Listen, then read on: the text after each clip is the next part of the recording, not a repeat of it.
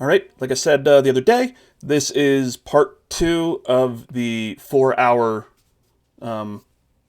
marathon podcast, I guess, that we recorded going over episodes 6, 7, and 8 of Fallout on Amazon, and then some of our future theories and ideas and spoilers and everything. We recorded it with our good friend VerumDex. He was a goddamn trooper with us, too. There may have been a little bit too much alcohol in play. There's a Fallout 76 logo to the side of me. I don't know why. I just put that on there so it wasn't empty. It looked nice. So enjoy this episode, and then we still do have a brand new episode coming out on Thursday with a very, very, very special guest and a very cool topic. We're kind of done. We're going to be done with Fallout, at least for a little bit. So hope you enjoy it, and thank you so much for hanging out with these last 2 giant episodes of Fallout. Enjoy. Episode 8. Get back to my notes here that I had. Episode 8, the finale, which is called The Beginning. Spooky. Well, wait a minute, isn't this the end? What? Episode 1 was the end. What's going on here? Is this some Tarantino shit where we started in the middle? So before we jump into 8, I want to go back to something that happened in 7, specifically Thaddeus. Shot in the neck with an arrow, survives, it heals. Yeah. What is your theory on what happened? Yeah, I mean, I don't think he's necessarily a ghoul because the ghoul implies exposure to radiation. Mm-hmm. But whatever it is, like, if he just cannot be killed by conventional means, that's just as bad as being a ghoul. Yeah. Yep. Like, there's no risk of going insane, we assume. But also, suddenly you become a target because some jackass in a bowler hat thinks he's going to be able to synthesize whatever the hell it is out of your blood. Mm-hmm. And he's going to need buckets of it. Yep. He ain't that great of a scientist.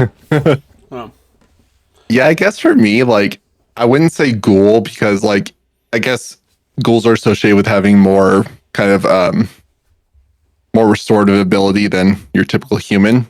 But they're able to do that because they've been exposed to massive amounts of radiation that's altered them significantly. I don't think what he took would give that same effect, but just from other theories I've seen, like, I could foresee it being also the super mutant stuff, where he maybe become like the first FEV, like real forced evolutionary virus. Yeah. Is the first note that I put in there is it the forced evolutionary virus? Is he becoming? Is it kind of a toned down version of what's going on with what creates super mutants? Mm-hmm. Specifically with this, goes through the head and it heals. Another theory that I would love, because it would tie in one of my favorite Fallout games, is in Fallout 76, they have serums that give you mutations. One of the serums is called Healing Factor. And it is essentially you take this serum and you're mutated, but as long as you're not in battle, once you're out of battle and you're just kind of out in the world and everything, you just heal. That would be heal interesting. This back up to 100% health if you're not radiated. Kind of your radiation level doesn't go away as far as there's another one for radiation, but your radiation rads don't go away, but you heal from kind of anything from 1 HP you heal all the way back up to 100%. Interesting. So it could be something that turned him into a ghoul, which gave him this healing shit. Could be the FEV, the forced evolutionary virus, which is what creates the super mutants. Mm-hmm. Could be healing serum, or healing factor serum from 76 that this, snake oil salesman has given him. Or it could be something completely different. Yeah, I think all are equally possible. Like, just because we only have like that one instance, well, the 2 instances of his foot and then the arrow. Yeah. So until we see season 2 and like, does he start altering physically, or what have you. I think all of them are like equally possible. Oh yeah. Oh, I think no matter what, it's both good and bad for Thaddeus. More Yeah. bad. Yeah. So yeah. So okay, yeah, I wanted to jump back into that before we kind of went too far because we don't see Thaddeus again in episode 8. Oh, he Spoiler. gone. He went in the woods. Yep. He just He's ran. gone. He ran so far away.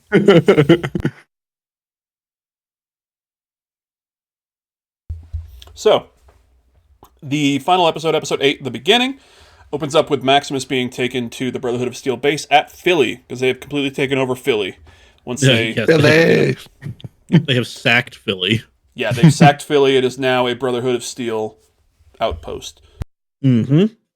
So they bring Maximus over here, and Maximus gives them, here's the head that we're all looking for. And before anything else, the Elder's like, hey, why are you wearing that? Why are you wearing that the knight Knight's suit? Reds? What's going on? Yeah.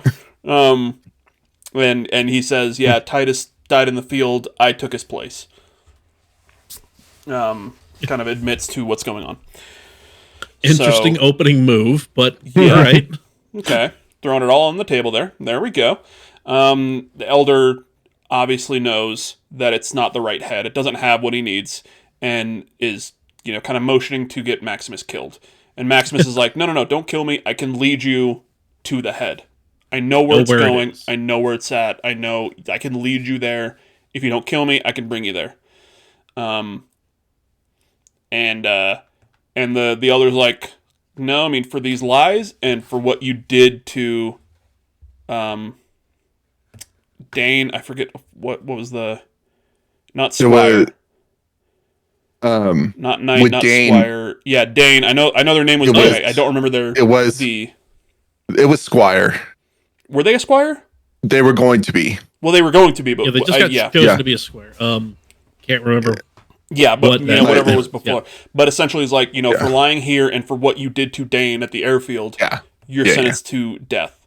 And Dane runs out, who is now a Squire, and is like, no.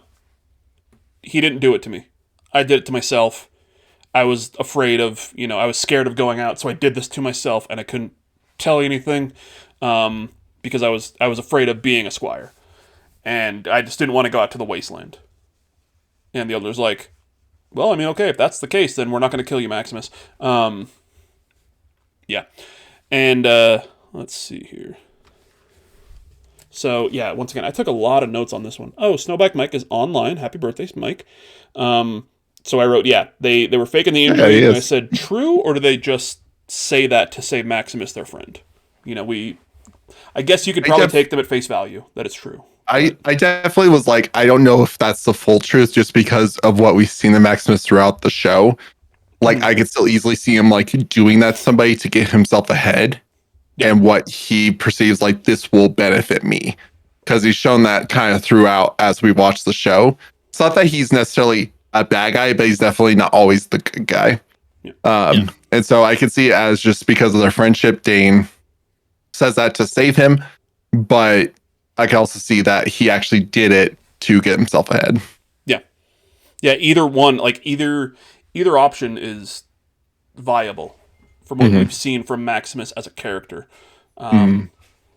So, the Elder kind of brings Maximus into an office and is, essentially like pleading with him, I think, I fear the Brotherhood has lost its way. We used to be this great presence in the wasteland, but, we're not anymore. And, I see that you took Titus's place, so I know that I understand that you're you understand what I mean about power and what power means in this time frame, in this wasteland. So I want you to lead us to the artifact, and we can rebuild the Brotherhood with me at the head and you as the sword. Yeah, another good thing he brings up in that point that helps him to kind of like bridge that with him is like he's like, how did Titus die? He's like he died running, and so like that kind of helps him to realize like, maybe we're not as great as I thought we once were. Yeah, he died running like a bitch. And then I let him die like a bitch. So, yeah. We cut to Lucy, who's made it to the observatory. What's left of the Griffith Observatory, overlooking LA. No, I definitely was like, hey, that's LA. Yeah. Which is decked out in New California Republic NCR banners. You know, which then leads back to Shady Sands and everything that happened in Vault 4 with the Surfies, you know, worshiping themselves down there. essentially. So, it's a place where humans and ghouls live together. Let's see here. I don't think, for whatever reason, I didn't write some of this stuff down. So, she gets there, then we hop back to Cooper in pre-war times, who's dropping his wife Barb off at the Vault-Tec building, and as he's out in the parking lot, he turns on the listening device, and right as he does, good old Bud Askins pulls up. Oh, Bud. Yeah. And Barb mentions something about like how her Pip-Boy has been like transmitting somewhere, but she can't really figure it out. Cooper tries to leave. Bud stops him and is talking about some sort of training regime that he has for high-ranking executives and all these people called Buds. Yeah, and he says, which could circumnavigate the brevity of normal human lifespan. And Cooper is not listening at all. He does not He doesn't care. give a shit. He wants to leave. They head Fuck inside. you, Bud, and fuck your buds. Yeah, they head inside. They've got a big day going on. Cooper's listening device is like kind of going crazy as they get further and further away. So he decides to kind of go into the building because now he's interested. He wants to know. Cut back to Lucy. She finds Moldaver, and I think this is where I started really taking notes more. I've said that 6 times, but for whatever, I missed that whole last part where they mentioned about Buds. Let's see. Yeah, humans and ghouls live together. Lucy makes her way to Moldaver's lair, which is what I wrote, which is her office, I guess, at the top of this building, at the top of the observatory. The wall is just completely blown out, so you just see the city, which I thought was just a really good touch. Lucy's dad, Hank, is in a cage, in a giant bird cage. And there is a feral ghoul, very clearly feral ghoul, tied to a chair at the table, and essentially Moldaver's just having a giant feast. Yeah, like including a suckling pig. Yeah. Like just a yeah. big ass. Yeah.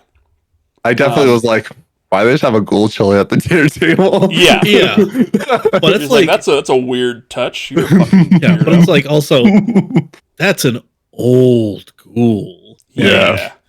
That is one just that's like being falling apart, yeah. essentially. That's just like it's that one card that we've all seen. That's just like it's being held together by Bondo and Hope. Yeah. That's what You're that just thing like is. you're just like, but it's so sentimental, so we keep it around. And so the ghoul's there and everything, and Lucy's kind of being like, this is, I've kind of thought of what I wanted to do, come up here, kill you, get my dad, blah blah blah blah blah, but I'm gonna do this. Pulls out the head and just puts it right on Moldaver's plate of food, with the severed part down, and Moldaver's just no. When she did that, I was Thanks. like, ugh. yeah, Yeah, like Like, Moldaver ooh, doesn't like right. react or anything. She's more just like, dude. I was eating that. how long it's been since we've had mashed potatoes? God damn it! Yeah, like, you know how long it 10 takes years. to fucking make these potatoes? Come on.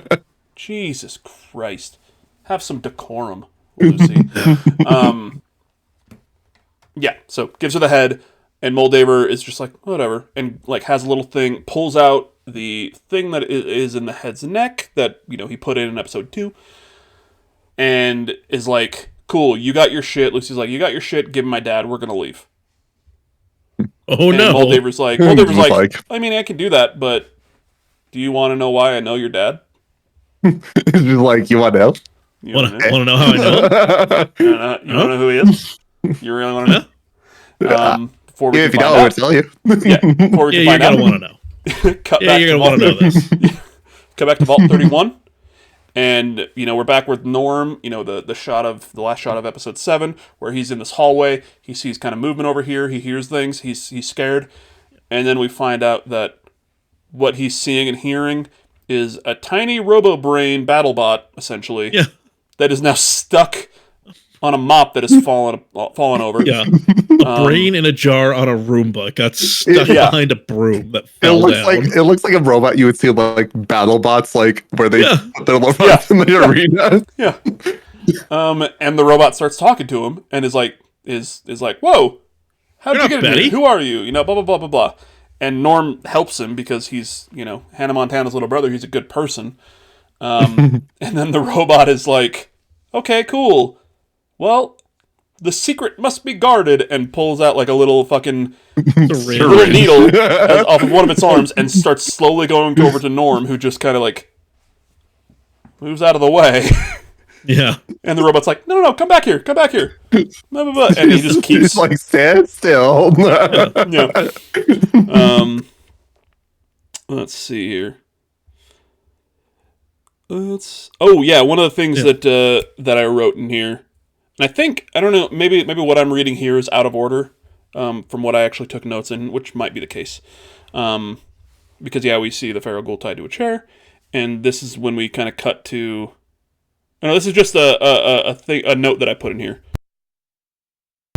When Bud drives up to Vault Tech to, you know, like when Coop gets there and he's got the thing and Bud shows up and parks, he's in one of those little one-seater cars. Oh yeah, like in the games. Yeah, like the little BMW Isetta looking thing, and it's like, oh. And I just wrote Bud from Vault Tech driving up to work in that little one-seater car we see in the games. I love blowing those things up. You haven't found a car you don't like blowing up. No, I'll blow up every car. That's all I do in Fallout 76 is blow up fucking cars. He's like, does that have 4 wheels? I'm blowing it up. Yeah, that one has It's just- 3 wheels and I'll blow it the fuck up. We'll be walking around, and then I'll just hear him unloading something, and I'll look over and be like, "Fuck, car!" And No, have to you'll- take some evasive maneuvers. I've only played that game once, but playing it for just the short amount of time that we did, I understand. Yeah. We need to do that again. Oh, so fun. So we're kind of I'm gonna read a lot of this kind of verbatim because this is we're starting to get into like real Like big a shit lot here. of things start to happen real quick. Yeah. like real fast back to back. So you know we found out what Norm has found. Hop back to pre-war. We're at Vault Tech. Cooper is still kind of hanging around the building, and you know somebody sees him and ushers him, brings him into an office to wait for his wife. You know, and the assistant is off screen being like, "Hey, can I bring Henry over here to meet you?" He's like a big fan, and Henry is this person who's been calling them at home to try to talk to Cooper and his wife.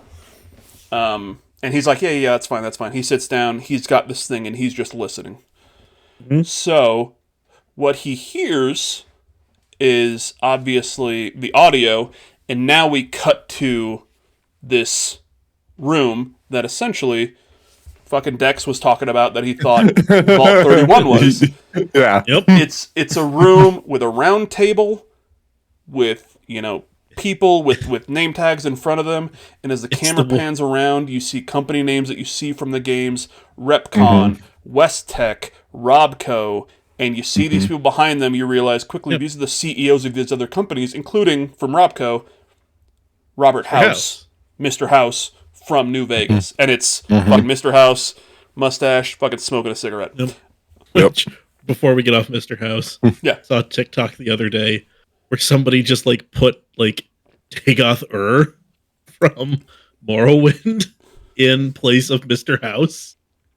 It was the funniest damn thing ever. It's like Dagoth wanted to say Dagoth things, but needed to say Mr. House things. And it kept tripping over itself. And I'm just like, I want that mod.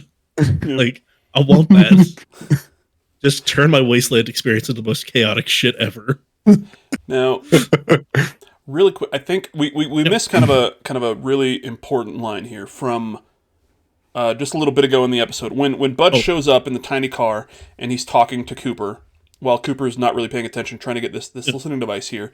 He mentions he's kind of talking about like what's the only way to win a war? What's the most important kind of weapon that we have? Time. Yep. You know, Yeah. we outlived them. will win. No matter what they do, we outlive them, we win. Yeah. So, go ahead.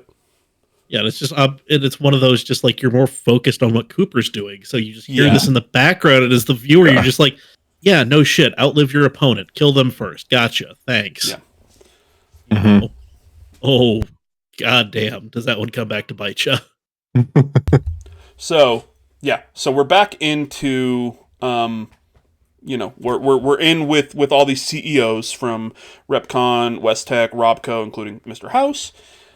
Bud is in there with Barb, and they're all talking, and essentially being like, Bud and Barb are like, hey, yeah, all these peace talks, they're hurting our bottom line. We need investors. And these other companies are like, why the hell would we invest in you? And they essentially bring up, if you invest in us and you invest in Vault Tech, we'll give you some of these vaults to do whatever you want to do. To do experiments, to foster the perfect conditions for humanity to thrive. And let's see, I think I kind of took, I don't know if I took any notes on it, but essentially being like, hey, you give us money, you'll get some of these vaults, you can do whatever you want. And they kind of bring up ideas like, oh yeah, maybe you want just, drug addicts or whatever. I think which one? They mentioned a couple. Well, because they mentioned, like, what if we, because, like, I watched this whole thing about different vault experiments, like, on YouTube when the show came out, and it was like, what if we just pump psychoactive drugs throughout the air system kind of thing. And so you hear them talking about different experiments that actually happen in the games and stuff. Yeah, but it's the way they kind of get them aboard. It's almost like a race, like who can figure out the best way to have humanity live, and that's kind of what gets them hooked, kind of a thing. Yeah, like they pan around the room, and everybody's just throwing out their ideas. Yeah, so if you kind of are aware of like those different experiences, you're like, oh, that one, that one. Oh no, yeah, most of the ones that they say are things that we've actually witnessed in the games already. So you're like, oh shit, they're referencing this specific vault that I know about, which I thought was just a great touch, because they could have easily just been like, oh, what if this one is full of scientists and they make fucking golfers, and you're like, yeah, bitch, I already saw that. No, but yeah, like what if we pump in psychoactive drugs and see how people react? And you're like, cool, I saw that one in Fallout 3 or New Vegas, whichever one it was in. Maybe 4? I don't know. I think 3. One of them. It was 3. Yeah. I think so. It was 3. Yeah. I couldn't tell you. And Bud Askins is essentially like, hey, he brings up the same thing. He's like, look, nuclear war is going to wipe out everything on the surface. But our vault dwellers are going to win the game of capitalism with time. That's the only thing that will win everything. By outliving everything in whatever way is best for people, with your help, we will beat capitalism, we'll beat the communists. So, cut back to Vault 31 now in, modern day. Norm, once again, can't, he's just getting away. He's not getting hit by this robot. He's basically just talking to him while the robot's trying to get him. But he just walks over to a wall and kind of turns on a light. And he's like, the fuck? And sees rows and rows of these cryo storage pods on the walls that we already saw in Vault 4. Sorry. Go ahead, Mike. Yeah. Oh yeah. He just an endless cavern of all of these cryopods. Yeah. And just the scale of it, and then it cuts back to him, and it's just, oh my god, like, what in the actual fuck is going on? Yeah. Like, Norm is the perfect stand-in for the viewer, because we're all having the same thoughts. Yeah. Yep, exactly. We're all like, what the fuck? And this is, once again, this is a thing that I think the show did perfectly, because as somebody who's played the games, I've played all the games, we've all played the games, specifically Fallout 4. We've seen a cryo vault before. And we saw, our main character in Fallout 4 come out of the cryo vault. But if you haven't played the games, you think back to Vault 4, because we've already established that some of these vaults have things going on, specifically cryo, pods. So when you see it in Vault 31, it's not just like that's kind of fucking random. Like, if you've never played the games, that's already been established that some of these vaults have kind of cryo technology. So it's like this is another one. Like, but now it's kind of like, dude, do they all fucking have it? What the shit? Yeah. Yeah, and I really like that part because I like it when stories like have you have the same information as the characters, because then you're reacting along with the characters at the same time, because we knew as much as Norm in that moment. So his revelation of what those were was the same for us. So I just kind of like that dynamic in stories. Yeah. So yeah, the robot then tells him, "Hey." You know, he's kind of explaining what's happening here. Now that Norm sees everything and all these fucking cryopods, he's like, yeah, these are all the willing participants of the Buds program, that's when I kind of was like, wait a minute, what the fuck? Is that Bud's voice? Yeah. Yep. Yeah. Which I didn't catch immediately because his voice was just kind of fucking bland and normal. By design. Like, Bud's supposed to be a dude you just fucking ignore. Exactly. And yeah, it's these are Buds, which preserved highly trained, agreeable executive assistants. So all of these people here are Buds, which is why all of the overseers came from Vault 31, because they're Vault Tech. They're all people. Vault Tech. Yeah. And let's see. They have management. Yeah, they have their, lower management, and I think this kind of when he kind of looks up, he sees like the list of all the people that have come from the vault, and he sees that his father Hank McLean was in one of these pods, and he's one of Bud's. Yep, and then I think from that moment we cut back to present day. Not yet. Not yet. Okay. No. And Norm asks if who the residents of the other vaults, 32 and 33, were. And Bud says, yeah, they were, genetically selected breeding pool for Vault 31. Now that, we're obviously 200 years later, but when everything was initially started, 31 was the cryopod with all of the people, all of Bud's. 32 and 33 were essentially like, this is our future. Yeah. This is the breeding pool. We need to keep this gene pool diverse. Yeah, which is why we have 32 and 33, so we can kind of commingle and intermix shit, and then and every once in a while bring people over from 31 to bring in more, new DNA, I guess. Then Norm tries to leave. Bud closes the doors. Go ahead. Yeah. Oh, no. Yeah. Like, Bud closes the door, like, oh, you can't leave. Yeah, now you know too much. You can't leave. The classic, like, no. It's like if I had to tell you, I would kill you. Yeah. But now you know, so. Yeah. So, let's see here. So,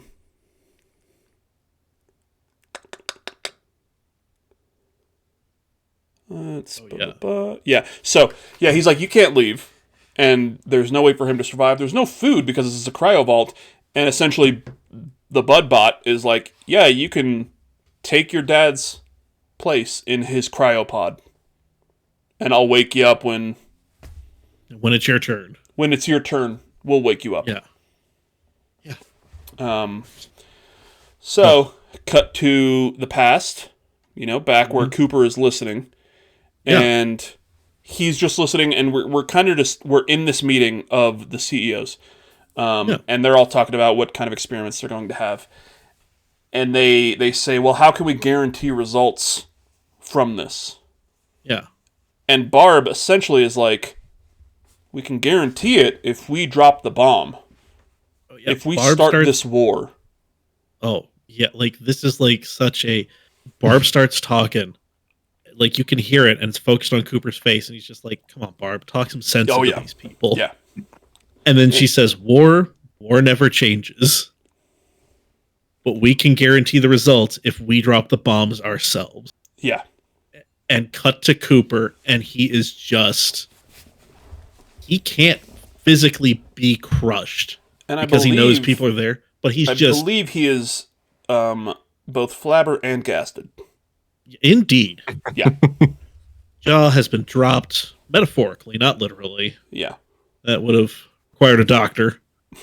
But no, Yeah, like so it's just a he's bunch of these tight close-ups on Coop, and it's just a lot of like little acting. Like he's yeah, starting to well up.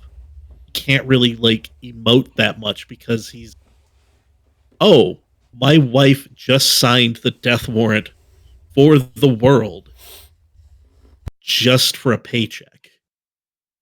Yeah, Like this because go ahead. oh yeah, this moral upstanding person, like this moral person that I guidepost. love, that I know, Yeah, that loves me, loves my daughter, has just yeah. This person who I yeah, thought had like a good head on her shoulders, knew right from wrong, good from bad, Mhm. just did the worst thing possible. yeah, Yeah, because he's like always talking her up, even though he's shady of like Vault-Tec in general, and like even Yeah, with his acting buddy that he turned communist, and he's like, "Hey, Barb works for them," and he's like, I like Barb. Like that's not what I'm talking about. It's like he thinks like, "Hey, she's above this, like whatever yeah. may be going on." yeah. But then to hear her be like, she is full on in on whatever Oh, they're trying to do, He that's like, he's thinking that she is the person that's going to make changes from the inside, mhm. and it turns out that she is the inside. Yep. yeah. It's like, no. You know. Um. So yeah, he hears her, and he's once again flabber plus gasted at the same time, and she's like, yeah, this is kind of an opportunity to establish a monopoly over the human race with our vault dwellers, our socially engineered vault dwellers, left to inherit the earth, and then where everything's peaceful. This is what we're gonna do, and with your help, we can find the best way for this shit's gonna happen. Shit's gonna Yeah. happen. So we need Hey. your help to make sure that when shit happens, we're good. And if we make shit happen, then we can do our experiments the best way possible. And Cooper is just listening to this, being like, "What the fuck? What the fuck? What the fuck?" And the assistant comes back up, which I didn't realize this until now. The assistant was fucking Betty, Yep. overseer Mhm. Yeah. Betty, Yep. and Yeah. the assistant's like, "Hey, here's Here's you know, Henry. here's Henry," and it's Hank McLean, and Fucking shit eating grin on his face and everything. basically just like, "I'm a huge fan." I'm They're not right here. normally that guy, but can I have an autograph? Yeah, yeah, Yeah, because when I first watched it, I noticed he said like, "Thanks, Benny." And I was like, "Wait, what the fuck?" yeah, yeah. Yeah. And I wrote, Hank's face in the old days is ... uncanny valley as hell. Yeah. But So to be fair, Kyle MacLachlan's face has always kind of looked like that. damn fine cup of coffee. He was a bad guy in Psych. There's an episode of Psych called Dual Spires that is very heavily influenced by Twin Peaks, and it has a bunch of the actors from Twin Peaks in it. Perfect. Go watch Psych. That's where I'm at here.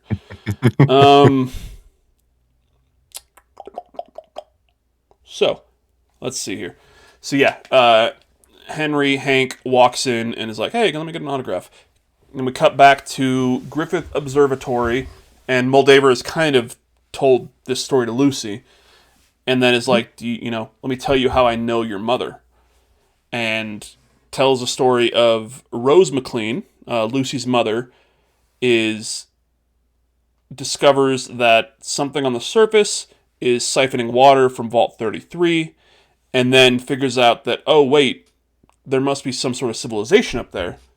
Let's go figure it out. And Hank is just like, no, there's not, because Hank, now we know Hank is, from pre-war times, and he's like, there's no, not happening. Everybody's dead. Everybody's dead. And Rose immediately is just like she's not dumb as shit, and she's like, he's clearly lying to me. And she leaves the vault with Lucy and Hannah Montana's little brother. And they find Shady Sands, this actual civilization that has popped up after the war in a way that Vault-Tec hasn't wanted or didn't expect. You know, they just were like, everybody on the earth, everybody that's up above the earth is dead. There's no civilization. There's nothing. Everybody's dead. Blah, blah, blah. The only people here in the world are in Vault Tech, are in these vaults. Anything else is an abomination. So, we get to Shady Sands, and she meets Moldaver. Flame Mother. And we're told the story of Hank finds her in Shady Sands and says, hey, come back with me with the kids. And she's like, no, I'm here. This is my life now. Hank steals the kids and orders the bombing of Shady Sands and destroys Shady Sands. Which, the fuck? Like, yeah. Like, he just said, wipe this thing off of the earth. Yeah. Ugh, including my wife. Yeah, like she's not coming back with me. Fuck it. So, this is something that kind of irks me. Because we mentioned this in the last episode where we're talking when they found Shady Sands. So there's two things that happen here that they don't really match up. So he orders the destruction of Shady Sands. Okay. Great. Cool. When Lucy and Maximus first find Shady Sands, it is a crater. Right? Yep. But Lucy's Pip-Boy is not picking up any radiation. Yeah. Okay?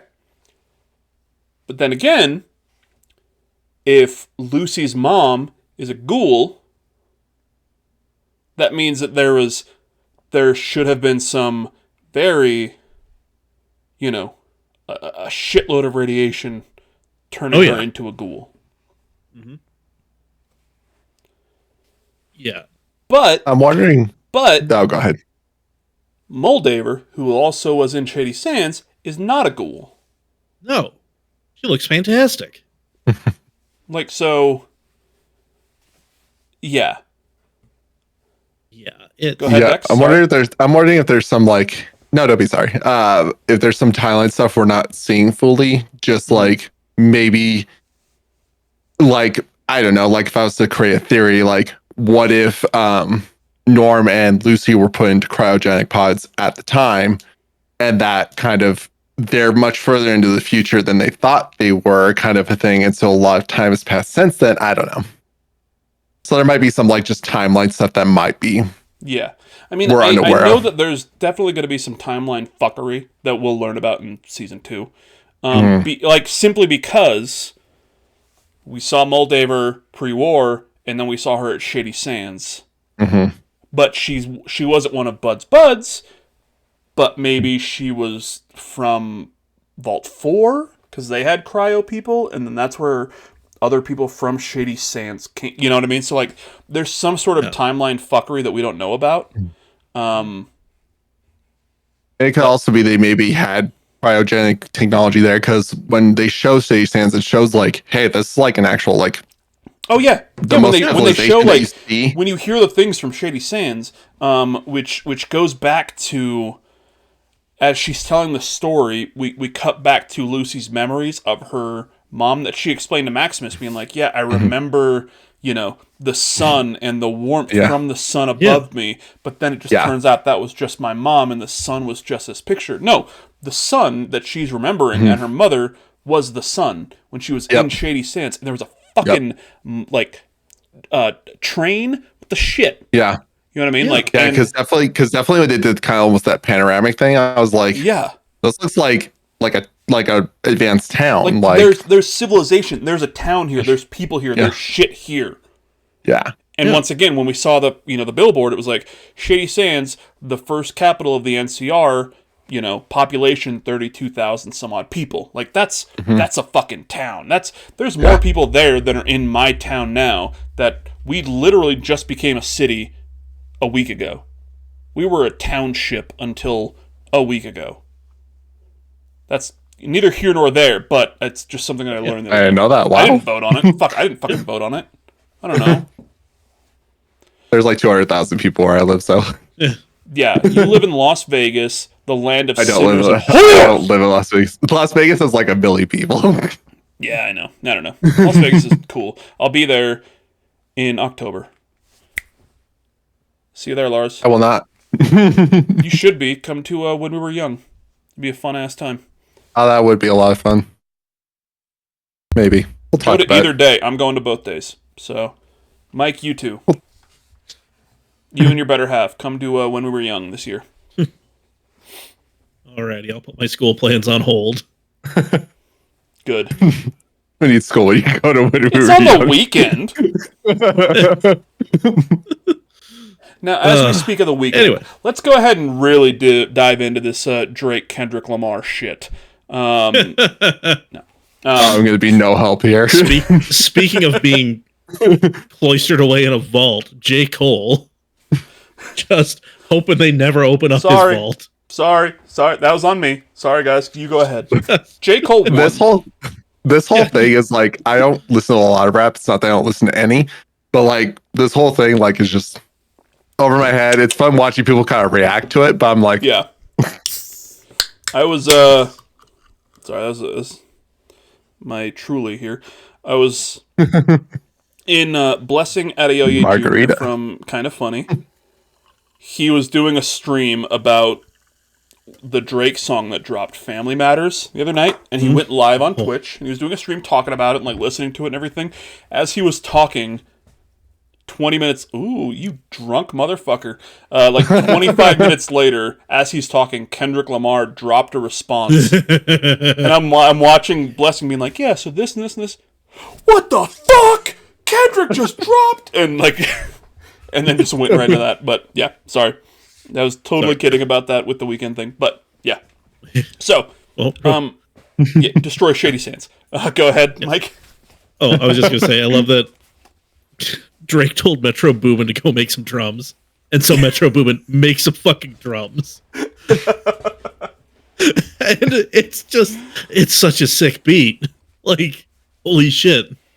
But yes, back to, yeah, Shady Sands, a town of 32,000. Like, Yeah. in the post-apocalypse, like, yeah, but I mean, like, 32,000 after, like, civilization as you know it has ended, that's massive. Like, yeah, that might as well be, like, New York or New York. Boston. Yep. Oh, yeah.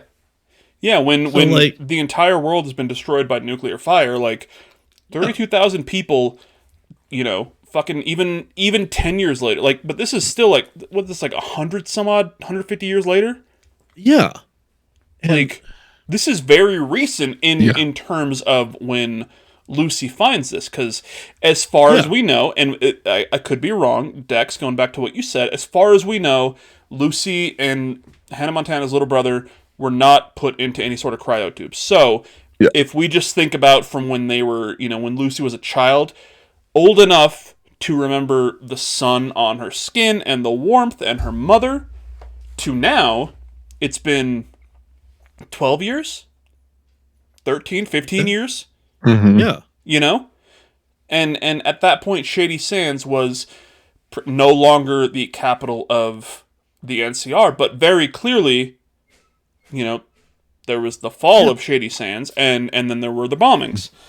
Yeah, it's definitely something that I like that they still kept touching on and didn't leave for season 2, because we're getting these little breadcrumbs throughout of like Shady Sands, Shady Sands, Shady Sands, but finally we're starting to get like, oh, this is the real story behind this. Sorry, just tightening my mic here. So here's, I'm trying to kind of think of a couple things in my head. So,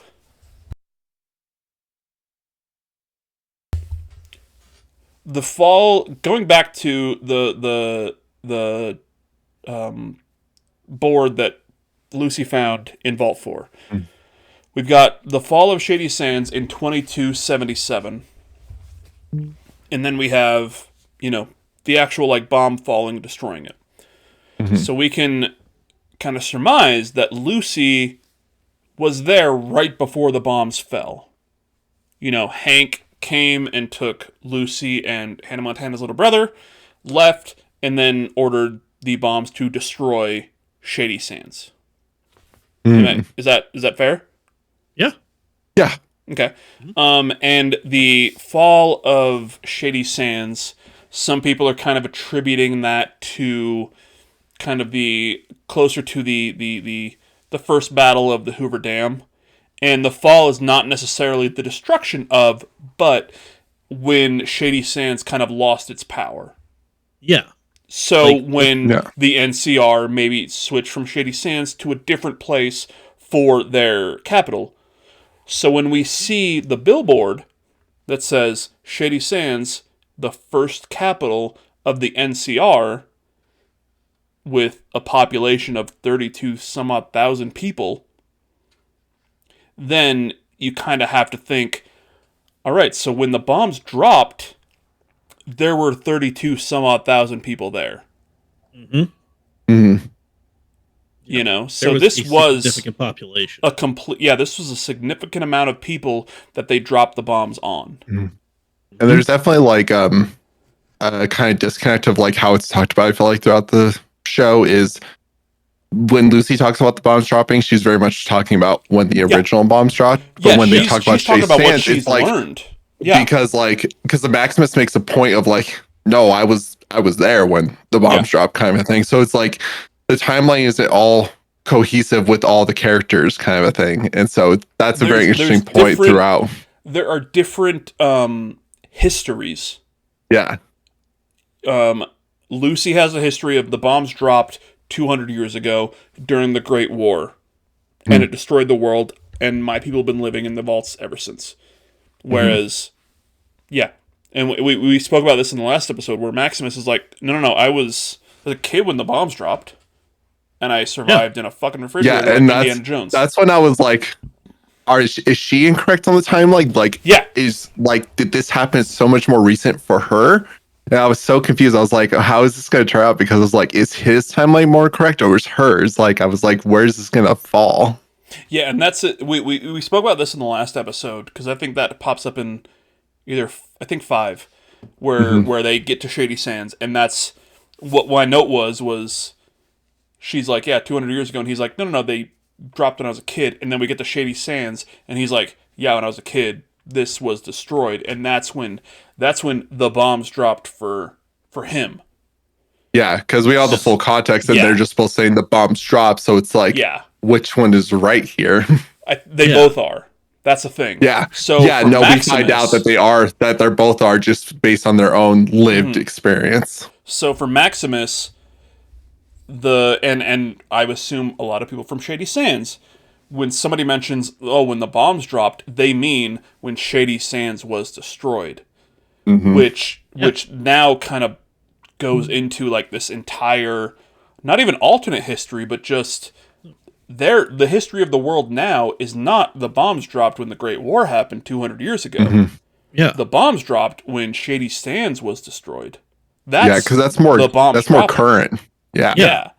Well, I mean, the disconnect, like, this brings up something I want to come back to, but like, for some people, they're like, oh, the bombs dropped. Like, the original, the Great War is ancient history. Yeah. Like, for them, it's like, for them, it's just like, it's as far away for them as World War I was for us. Yeah, like even fucking further. War. Yeah. Like, these are big, important historical events that shaped the world that we live in now. But fuck, like, these are things that we do not have any memory of. Like, no, definitely. And this also brings up a thing, like, if something like this were to actually happen, history as we know it will change. And I don't mean like from that point forward. I mean, we're going to lose historical records and documents. So what happened in the past is, like, if you can find a book, tight. If you can find some sort of record, awesome. Cool. People who remember that shit are going to be destroyed. Yeah, like, you're not going to be able to find history. Yeah, our history is what we remember from 20 some odd years ago. Yeah. Yeah. Because that's all we have. I like think the 20th. Oh, go ahead. Oh, sorry. I was just gonna say, I think bringing up the World War One example is very important because, like, while we recognize World War One happened, we would talk about 9/11 first, but then we talk about Oh yeah. World War One. So because that's more current for us, Orange, Yeah. you're glad I didn't we mention recognize 9/11? this did happen, but like this is more our current. Like, hey, this is Yeah. our big deal. Yeah. Like that is the most recent like world shaping event that happened. Yeah, Like the other thing Yeah. happened, like for sure. Like I some can look idiot I can look in a history book and see that, you know, the nuclear bombs were dropped on Japan in World War II, but I remember being alive and watching the TV as the second plane hit the world, like the other World Trade Center. Yeah. You know, Yeah. like yeah, yeah. like, if you Oh, if you go ahead. ask me what is like the biggest event in the world, like, oh yeah, it was 9/11 because I saw that I felt that as it was happening. You know, Yeah, and if you ask 20 years- Maximus, when did the bombs drop? Oh yeah, it was 15 years ago when I was there Yeah. and the bombs dropped and I survived by fucking hanging out in a fridge and the Brotherhood of Steel saved me. yeah. Lucy's coming out of this just like Rip Van Winkle. Like Yeah. she fell asleep in 1916 and she woke up now.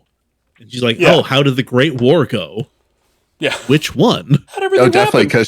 because We've had a lot of Yeah. things between then and now. she's very much like been an isolated thing where she's learned about past history. She's very Yeah. focused on that past history. Like if we were like in the same boat, we were learning about World War II, and that's all we were learning about. Like World War II Yeah. happened, and then we get out and it's like, hey, just to use the America example, the World Trade Center is like, hey, that's when shit went down. It's just like, Yeah. it's a very similar kind of like parallel there. She's essentially being told this is what happened 200 years ago and that was the end of everything.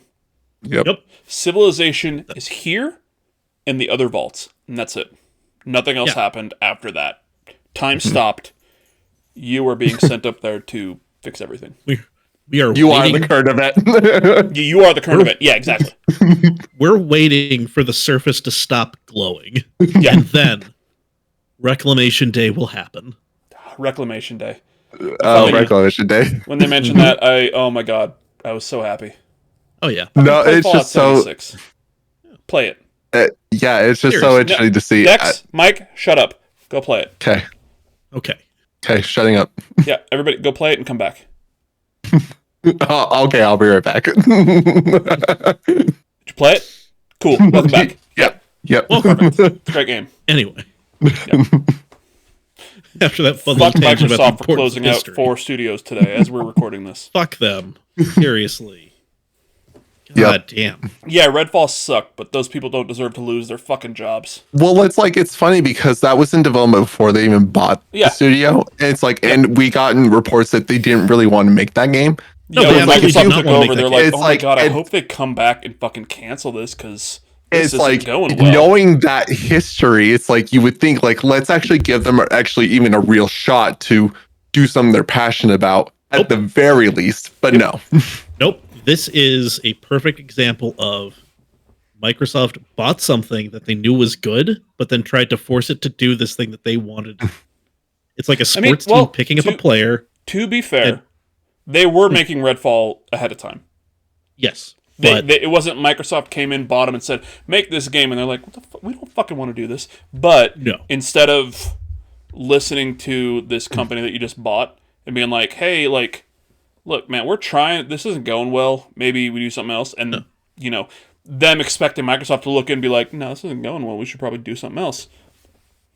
no, you know. they just said live service games, that's what makes the line go up. You're married to this thing now.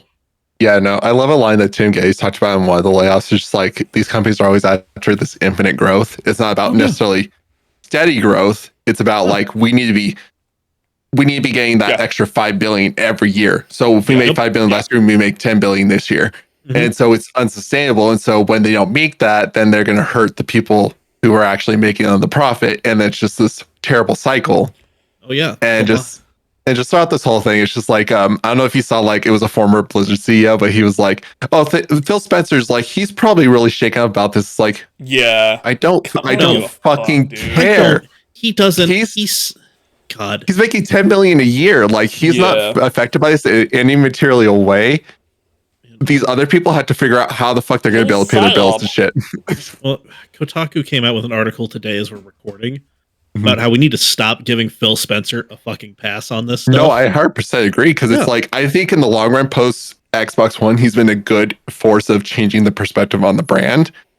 But with all the layoffs, the 1900, almost 2000 that they lay off, not even like, what was it, early in the year? And now he's closing 4 studios. We're 5 months in.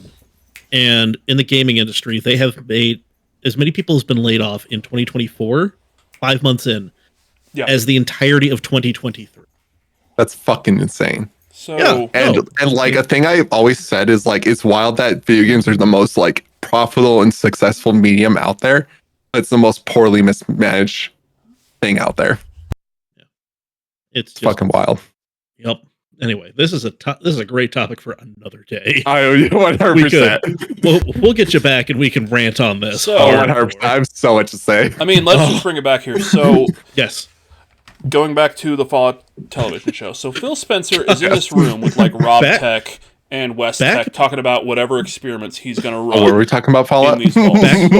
Back before our Microsoft tangent, back before our history tangent, back before I was going to go off on another tangent about how like, yeah, it's totally conceivable that they could have had like a fully functioning like train system in Shady Sands, because trains aren't super hard. Like they're tricky, but they're not super hard. Put some fucking metal lines on the ground. You get a car. And you get wheels that fit those, and they go whoop. Easy. I can do it. I can't. I'm drunk. Anyway, so back to Fallout. The show. Fuck, that's been like that was like half an hour of bullshit.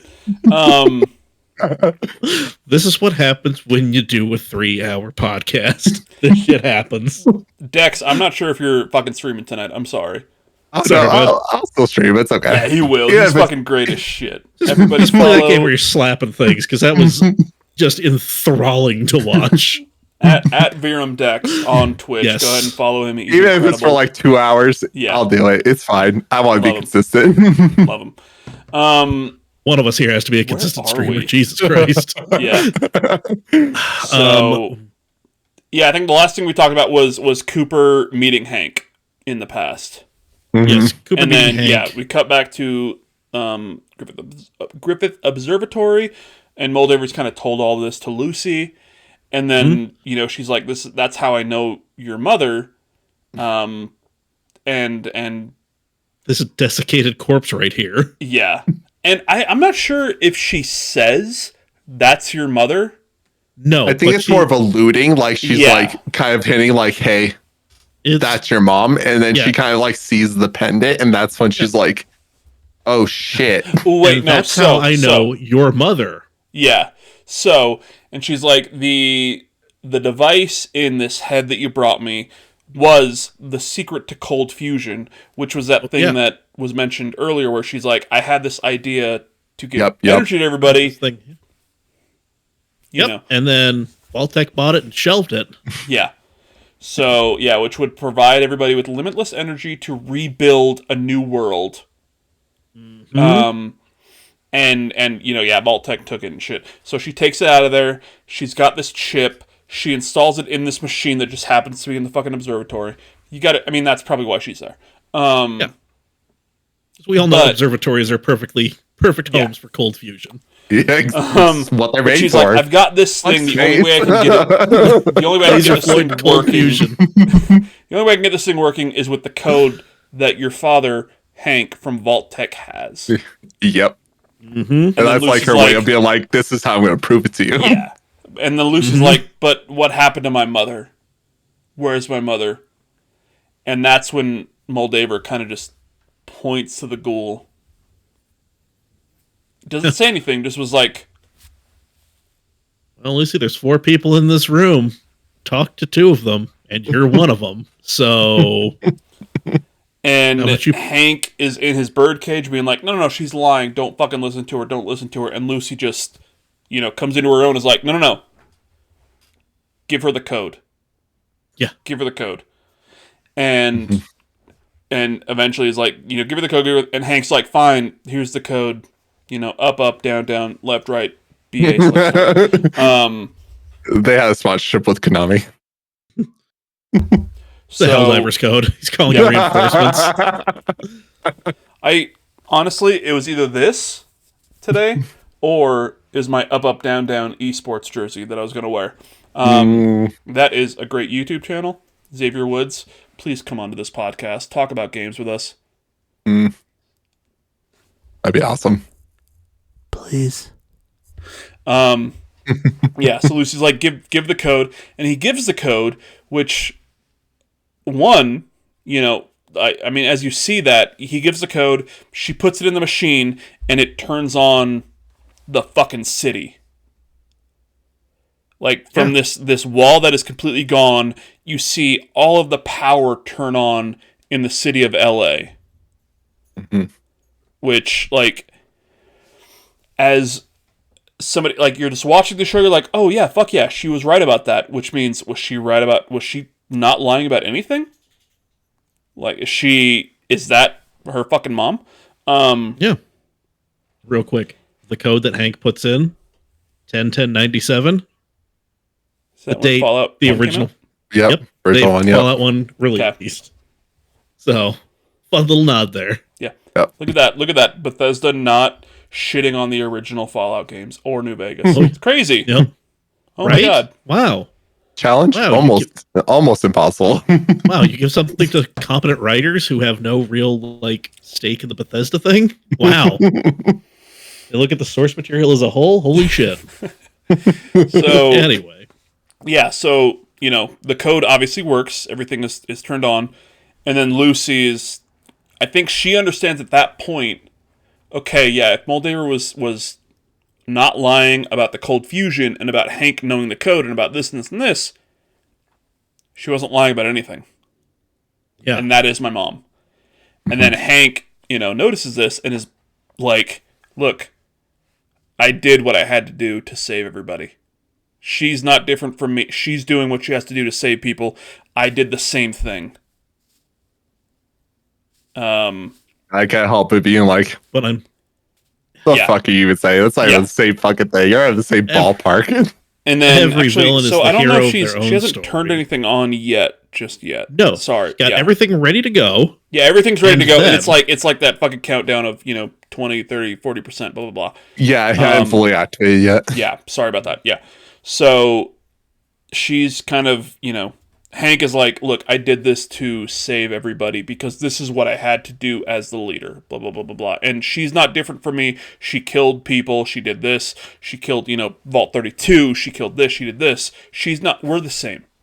You know, come and let me out. Come and let me out. Let's go home. Let's leave. Let's go home. Go home, honey. And then we Just see, like, fuck that. yeah, we see the Vertibirds, the Brotherhood of Steel, kind of flying in because once again, there's no fucking wall here, and you know, fucking Moldaver is, you know, her troops are kind of getting ready to fight the Brotherhood of Steel, and she leaves to go, you know, get them, and as she's gone, Hank is in there alone with Lucy, and is like, look, I loved your mom, but she stopped being a mother as soon as she took you to the service world. Oh. Like, And that's just... like that's the line you're going with, This is the Hank. scene where you already have the idea, like, oh, maybe Hank's not a good guy. You know, he made these bombs happen. He killed everybody here. He took the world. And this is the line where he's like, where you're like, oh yeah, he's a fucking asshole. He's more than an asshole. He's 100%. a murderous piece of shit. She stopped being a mother when she took you to the service world. Like, before that, Moldaver kind of says like, this is what Vault Tech does. Yeah. When they're not getting their way. Like, and it just fully invests himself in that narrative. Yeah. and you realize Hank, before anything, is a Vault Tech employee. Mm-hmm. And he's, you know, focused on this. He's focused on the mission of Vault Tech. Yeah. and we cut to there's kind of like fighting, there's wars, and this is what we saw in the one of the original trailers where you've got the Brotherhood of Steel fighting, and then there's like somebody running with the NCR flag, and they're all fighting each other. And come back to Hank, and he's like, "Look, yeah, Vault-Tec was, we were correct. It's the only way that things can be fixed. Because look what's happening out there." You know what I mean? Like, when he said that, I was really like, "But you made it that way." Yeah, you are the cause of this. Can I show you a crater where a city used to be? I was like, let me try you back. Let me do a causality here. You guys decided to bomb the fuck out of the planet. The planet got fucked. You're complaining about the planet being fucked. So look what's happening out there, Lucy. And then all she needed to do was just be like, that used to be LA. Bitch, please. Yeah, I wrote Brotherhood dude falling out of one vertibird and into the blades of another. Was fucking cool as shit. There was a Brotherhood knight choke slamming somebody through a picnic table. Just like, yo. Okay, so Maximus and the Ghoul get to the observatory during this giant battle. Yes. And Maximus reaches Moldaver, reaches the top first. Well, okay, first, we haven't talked about the Ghoul's entrance, where he finds the Brotherhood Knights. Yeah. It's like, hey, did they ever fix that spotty welding on the chest plate? Oh, it's so good. And just blasts a hole in one. Once again, a callback to an earlier episode. Yeah. Yeah. And a callback to, it's either 7 or 6, where he, meets Bud, and he's like, yeah, that suit had a bunch of people died because of that shit. And same when he first met Maximus in the suit, it's all playing off each other. Yep. It's all coming together. And then the Brotherhood starts to open up. He rips the fusion core out. The lights go out, and it is just chaos. And he's picking them off one by one. Yeah. Yep. And then we have a headless knight stumbling into the observatory, where in Moldaver's lair. Yeah. Lucy and Dad are still kind of talking. And then Maximus comes in. Yeah. So, Maximus is in there. Lucy's still, she's still shook. Still in shock.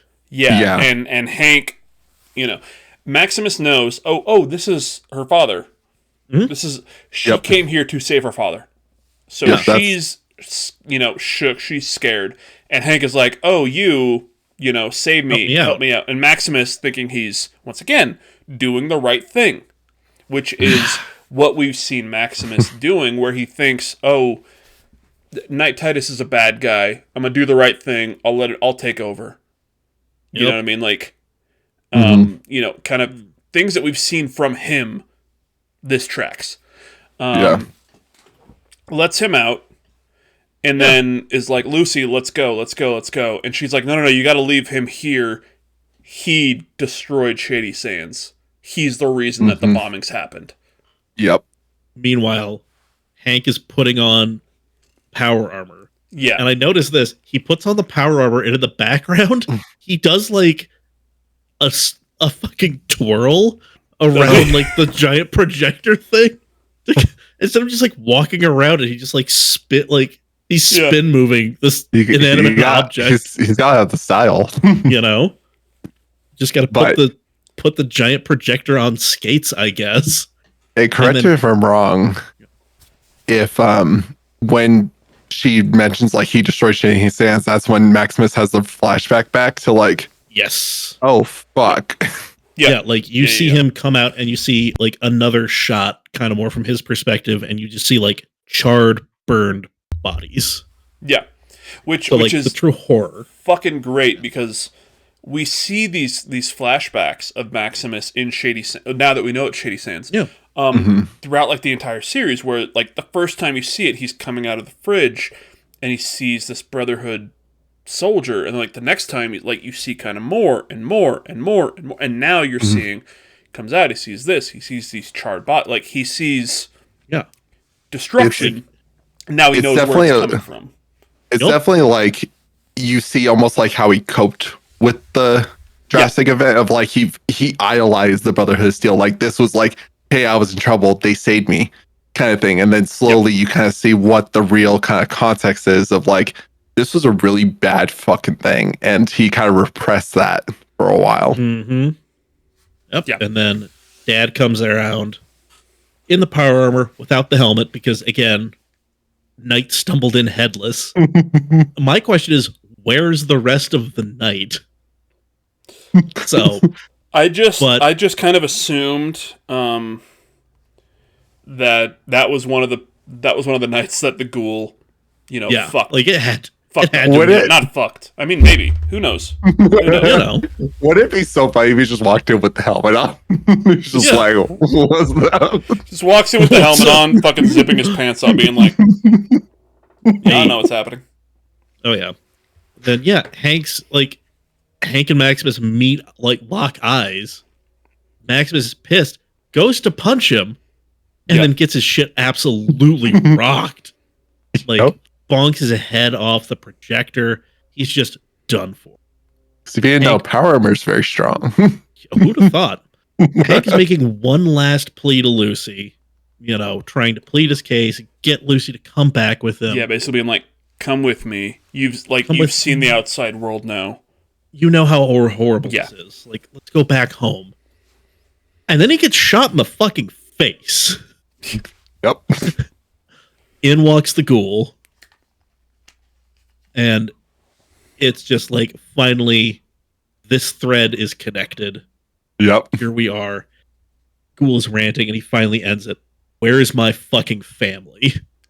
So I wrote a few notes here. Yes. The battle at Griffith Observatory between the Brotherhood and the NCR is something I want to play through. Right? That'd be so Which- cool. Yeah. Which side? Who knows? Doesn't Who matter knows? really. It'd be a fucking cool. That's Whatever you pick. Yeah. That's like a game ender, and that kind of goes into It would depend on what faction you wanted to go with. exactly Yeah. whichever faction you're kind of dealing. But like thinking about like Fallout 3, where you're. Mhm. I don't really know if you have the choice, but you're essentially with the Brotherhood of Steel against the Enclave, and you're with like fucking The Prime. Optimus Prime. Yeah. Yeah. Oh, I love that part. It's so Yeah, good. But like that's the final battle is a giant war. Like that's what this is. Yeah. This is the final, the big giant final battle in one of the Yeah. games. Yeah. And I want to play through it. And This yeah, is the that'd be end of- awesome. This is the end of Fallout 3 without that really unsatisfying end. I won't rob you of the end of your story. Fox, get the fuck in there. You're immune to radiation, and you're Do smart enough to poke buttons. Get in there. God damn it. Yeah, something I want to play through. Which side though? And then I wrote Cooper knowing where exactly to shoot the power armor is a great way to call back to his military service. And then if the big ass ship the Brotherhood of Steel has is the Pridwin, which I think has now been proven. Yeah, it's been Because confirmed. that's from Fallout 4, wasn't it? Yeah, Like, that that's means where- that yeah. there's a canon ending of Fallout 4 where the Brotherhood Optimus Prime? Fucking no. What the fuck is it called? Liberty It Prime. was like Thank Liberty you. Prime. That's what it is. You're welcome. Yeah. Like there's a canon ending of Fallout 4 where you side with the Brotherhood and the Pridwin's being there's one or two where the Pridwin gets destroyed. Yes. And it's either one of those endings is canon, once again, canon doesn't matter, or it was destroyed and the Brotherhood just built a new one or found a new one and just renamed it the Pridwin. But yeah. But once again, the Pridwin goes directly into one of the games, which is dope as shit. Another cool thing when he comes into the observatory part, when he was just like, Henry, you want another autograph? I love that. Yeah, because Fucking gangster. he recognizes Hank. Oh, he knows. is Yeah, he cool knows shit. exactly who he's talking to. Yeah, he's like condescending. He's like little Henry. Yeah. Mm-hmm. Oh, Um, love that. But then, yeah, Yeah, Hank, he's learned that Lucy is McLean, so he knows that, she's linked to Hank. And Yeah, 'cause that's I- when the I ghoul like is that. like, yeah, that's when the ghoul is like, where the fuck is my family? Which is insane for a future season, because like this is the Yeah. end of the last episode of season 1. Where's my family? Doesn't mean my family died in the blast. It means I know that they're weren't alive. killed in the blast. I'm alive. Where the fuck are they? Yeah, like Which is very interesting just based off the first episode because his kid is there at the Yeah. party when everything's going to shit. Yeah. So I'm very curious to like what ends up happening between the blasts and them trying And to get that- away yeah. and everything. So, and that's there's the scene from this episode where like Barb is saying, yeah, but if we drop the bombs, we control the narrative. You know what I mean? yeah. There's two things that make me think they didn't drop the bomb. One is this. Mm-hmm. She's the most important thing to her is her family being in a good vault. Mm-hmm. At the time that she says that, it's Cooper and her daughter. Okay? By the time that the bombs drop, Cooper has left her, has the daughter, with him, and they've been divorced because he's, why is he here doing kids' parties? Alimony. Oh, yeah, of course, the commie will take my money. Yeah. He has left her, after he finds out what Vault-Tec is doing, and knows, oh yeah, they're evil as fuck. You know what I mean? Like they're gonna drop the bombs. He's left her with the daughter, and he's doing this. Yeah. So, two things. I don't think Vault-Tec dropped the bombs at that point because one, if she was the one who brought it up, you gotta imagine she has the power to say this is when we're doing it. She's obviously very high up in this company. Yeah. You know what I mean? Because she wouldn't be in that really Exactly. simple kind of meeting. So there's that. I don't think she would have dropped the bombs when she didn't have her daughter with her, to the point where she could just grab her and be like, "Cool, we're in the vault. Fuck your dad." Yeah. You know what I mean? I think even that's if fair, she didn't want to save Cooper, like she wouldn't have let her daughter stay out there. No, I think that's fair. Yeah. Two. Oh, go ahead, Mike. Oh, I was gonna say no. You I got finish. balloons! You finish your point. Are you using your iPhone for the? No, No, I'm just on Mac, so it fucking now I got confetti. Oh my god, it's my birthday. That makes more sense. So oh, he is fuck. two, the reason I'm saying I don't think Vault-Tec dropped the bombs on purpose. They could have. I don't think it was a deliberate thing.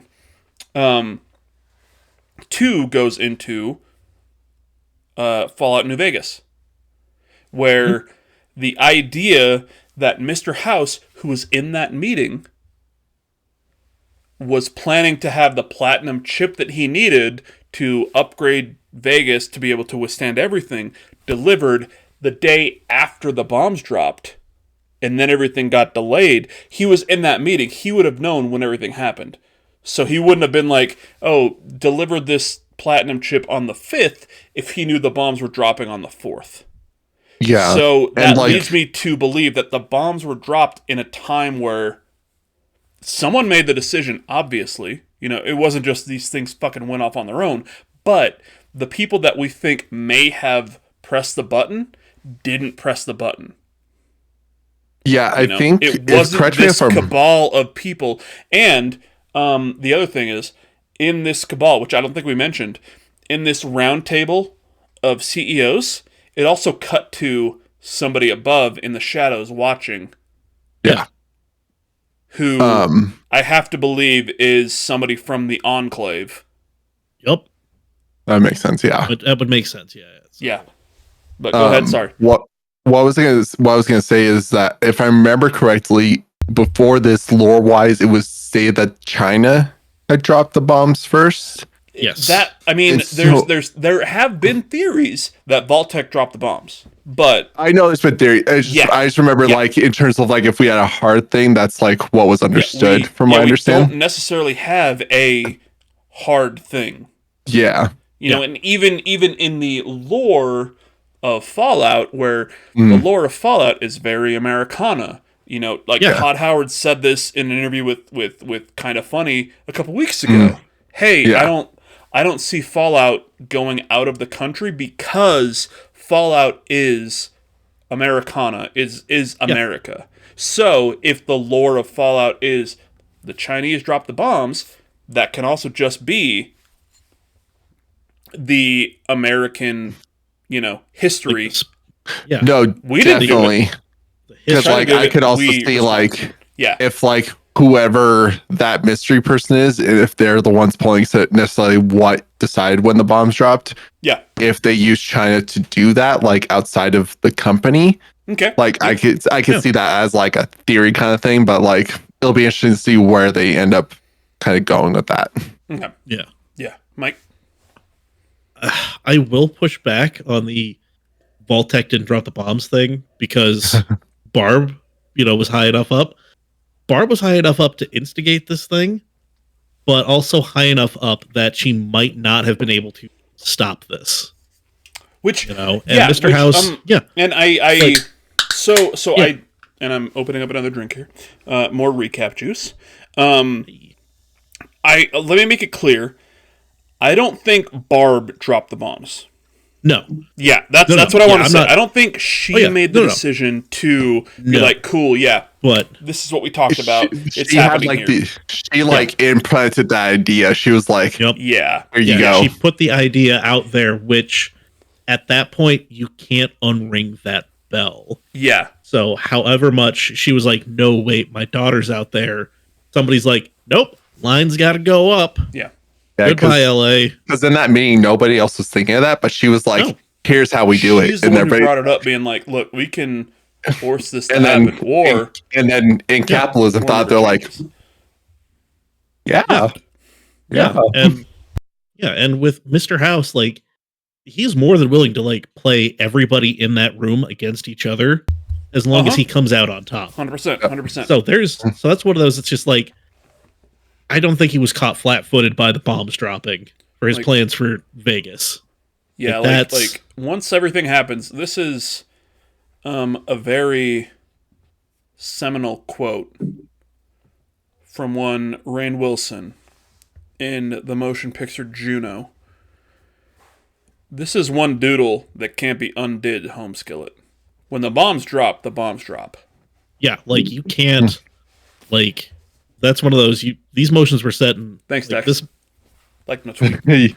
You're welcome. I saw it. I was like, but yeah, go ahead. Oh yeah, no, it's one of those. These chain of events was set in motion long ago. Yeah, and that was Anyway, let's wrap up the last 10 minutes of this series, and then we'll talk about what we think the season 2 is going to be for the next hour. Okay, yeah, Ghoul shows up. Yep. Where the fuck is my family? Hank doesn't say anything, doesn't answer, and he's runs away. Obviously, the power armor flies away. Yep. Because you can fly like Iron Man now. because once again, like the power armor does have jets, which we've seen in episode 2. Yeah. Whenever the fuck. We've seen it, and we've seen it in the games. Yeah. Chekhov's thrusters. Yeah. So, and then the Ghoul turns to Lucy and is like, "Look, you can stay here. You can be killed when the Brotherhood comes up here. They'll kill you. They don't give a fuck. Oop. Or you can come with me. You can meet your makers." Meaning, who set this up? We can figure this out together. Mm-hmm. And he plans to follow Hank, who he thinks is going to find, like, essentially, like, look, there's somebody pulling the strings. We need to figure out who the fuck it is. Yeah, he knows Hank can't go back to the vault. He's got to go someplace else. So Hank isn't going to Vault 33 to take back. No, he's going to whoever the fuck told him to take over. Right. And I think it's also a cool moment before like they leave is when Lucy like turns to like. Hold on. Sorry. Oh, okay. Sorry. There you go. Go ahead. I was just gonna say which like because if I don't remember exactly when after this happens, I know it's like within the same set of like scenes, but when she like turns to her mom and she's like hanging back and wants to end her mom's suffering before then. Yeah. No, and that's the thing is he says all this being like, "Hey, you can come with me. Come with me if you want to live." Pretty much. Yeah. And she, pulls her gun out, takes a shot in his direction, not to kill him, but to kill Rose, her mother. This ghoul that is tied up to a chair, cannot move, is feral as fuck, has no idea what's happening, who is just alive because Moldaver kept her alive because Moldaver couldn't let go. Yep. Yeah. And so Lucy had to make that choice. And I thought that was a really powerful moment for this episode. Lucy had to be the one to be like, no, like, she's gone. We're all moving I need to sever this tie and go with my future. Mm-hmm. You know? Yep. And good moment. Goes over to Maximus' unconscious ass. Maximus is still passed the fuck out. So she's like, I'll find you. But yeah, I'm going to go. He's not hearing none of that. He is. God, his brain is still bouncing around inside of his skull. Yeah. I was thinking, like, with stuff like that, I was thinking it's funny when shows they have people talk to people who are obviously unconscious. Like, I get what you're trying to do. They have no recollection. You say shit. It's sweet and everything, but no, he's not going to remember any of this shit. I told you when you were unconscious, meet me at the ball. Remember when I said I'll find you? Oh, you were asleep. All right. He's going to wake up, try to stand up, stumble, throw up, fall down. Like, I've seen this before. So yeah, he wakes up. He's like, Lucy, where's Lucy? Moldaver comes in, covered in blood. Obviously, you know, she's been attacked. She's been injured. But she's able to go to this machine now that the Konami code has run its course, hit a button, and that's when we see all of, you know, Los Angeles light up. Yeah. Now that there's cold fusion, there's energy for everybody in this. This city is powered. Yes. Which is, once again, you know, if you don't have the fucking side of this observatory blown out, you can't see it. Nope. But yeah, we see everything light up. It's you're like, oh shit, this isn't something we've seen in the games before. No. As far as I'm aware, anytime that we've seen, like, you know, like a settlement with power, it's power that we've given it. Like in Fallout 4 specifically, you know, I'm just thinking Fallout 4, like with the crafting and everything, you can make power for your city, and you can like put in like a fucking nuclear generator to power like everything, but that was you going in there and building a nuclear facility. Or you can, you know, actually power up, you know, like Poseidon Energy and a couple of other nuclear plants around the city, but even that you only have like a limited range of what that powers. Yeah, I think the closest thing I can think of is in Fallout 3 when they do the purified water at the end of the game. That's like the most like direct thing I can think of, like, that has that mass impact. Yeah, that's like we did something for this city, this area, that has actually affected things. And yeah, the water purifier, which is, you know, the entire idea of Fallout 3, Liam Neeson's decides to go and fix the water. But he has a very specific set of skills. Yeah. He's got a very specific set of skills that does not involve your, you know, child being able to tell this fucking super mutant, get in there, Fox. What the fuck are you doing? Jesus. I want to deprive you of this. I'm going to deprive you of that left leg, buddy. Fuck you, Fox. You dumb fuck. I love Fox. Me too. Who didn't? But also in that moment, oof, he lost a lot of goodwill.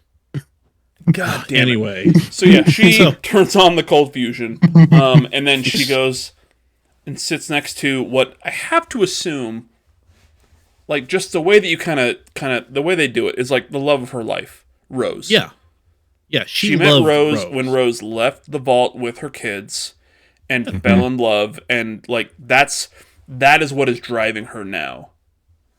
Is that the love of her life was killed or was turned into a ghoul by these vaults or by these bombs. She has brought her with her everywhere she's gone, and this is at one point in her life when she was in Shady Sands with Rose, she was content. She was fine. She was okay. Hank came in, stole the kids, dropped the bombs once again on Shady Sands, turned the love of her life into a ghoul, and now she has been... Hank is the reason this is happening. It's not Vault Tech at this point. It's not the original... Moldaver woke up at some... We don't know exactly what happened, how she, was saved from the original bombs, but she had a life. She had the love of her life, Rose. She had these kids. She had this community. She was content. Hank came down, and Vault Tech fucked up the world once, fucked up the world again. Mm-hmm. And now Moldaver was out for revenge, and she's like, look, I had woken up, I'd forgotten, not even forgotten, but just, I don't give a shit about the old world. I've got the love of my life here with kids. I've got this community, I've got this city, this town, everything. And then Vault Tech comes in once again, fucks everything up, and she's like,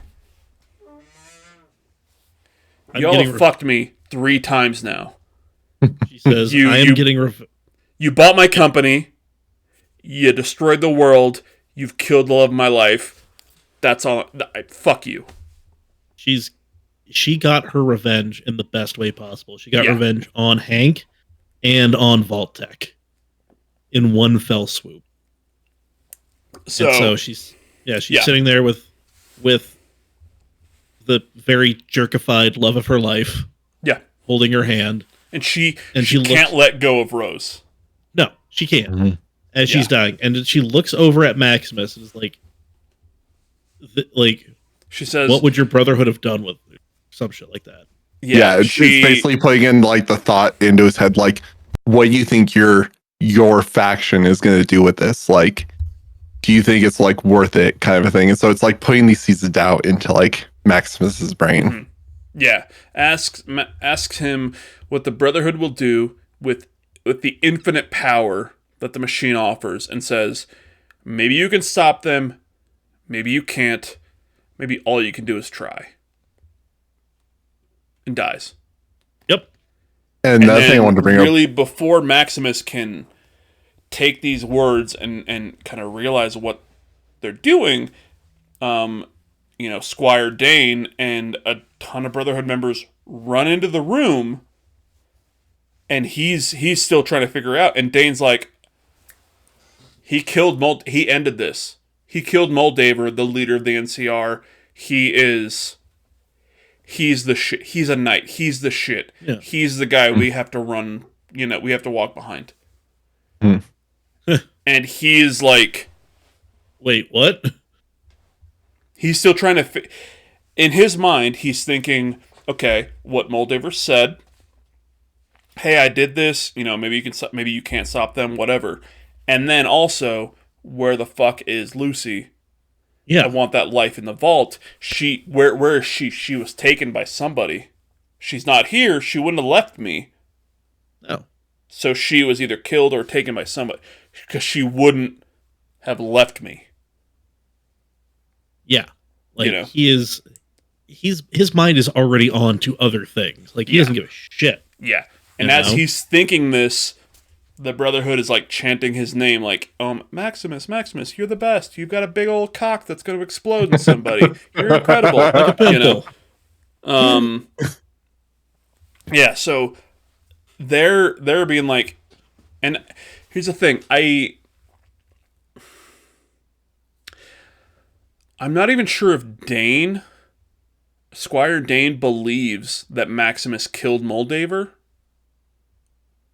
Yeah. Because, Moldaver is dead in the chair, and Dane walks in and he's like, Maximus ended this war. Let's go. You know what I mean? Like, yeah. I think it's more of, propaganda to service. I'm trying to get balloons. Whatever. There's confetti. Yeah, there we go. I think it's more to service whatever narrative they're trying to push or whatever they're trying to turn the Brotherhood into. Yeah. More so than about, did he really kill her? And it's more about the image and the perception of the Brotherhood. Yeah. Dane is... Squire Dane is more like,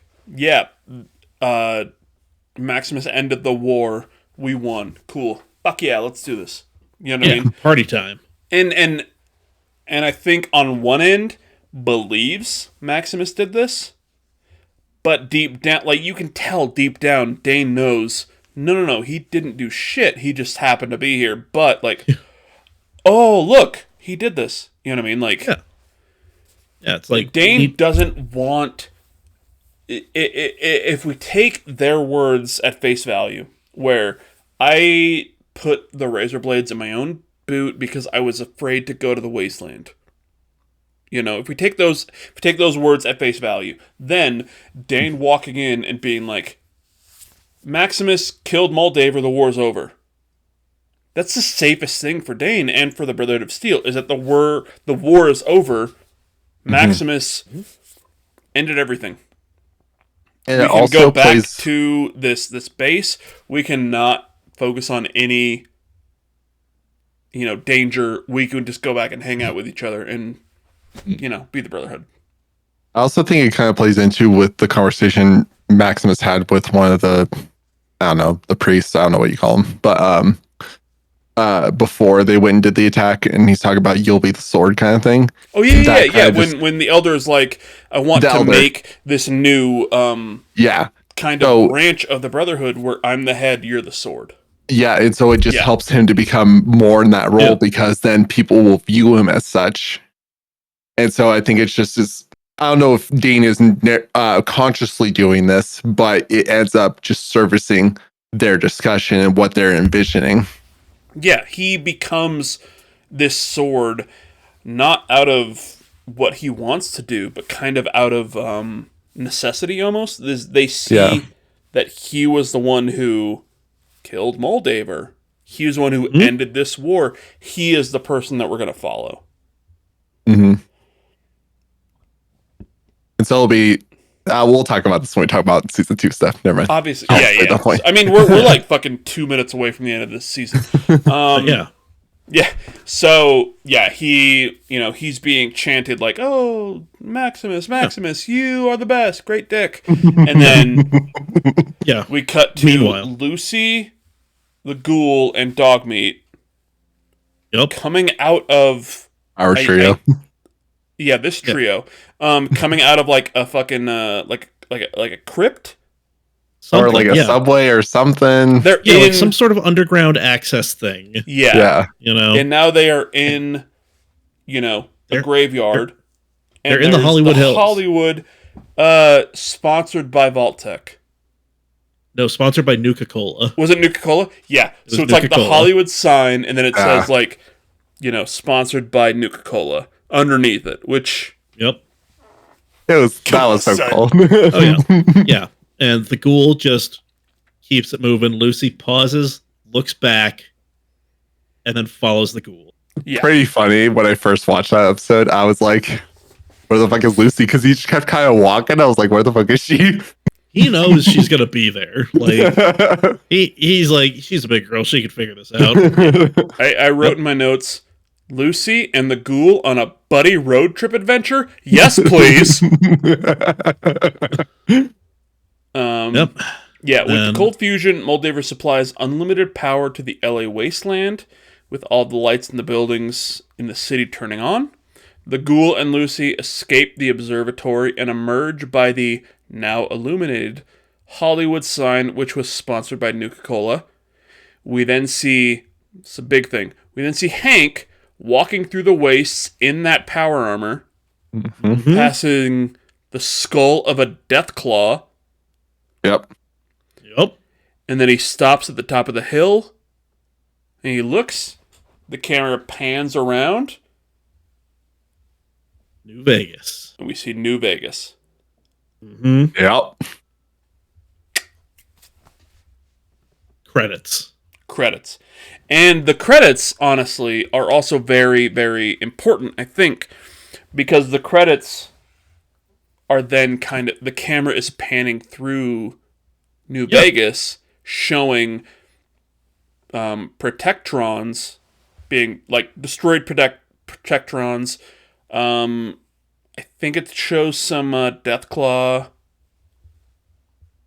corpses or like skulls inside of New Vegas.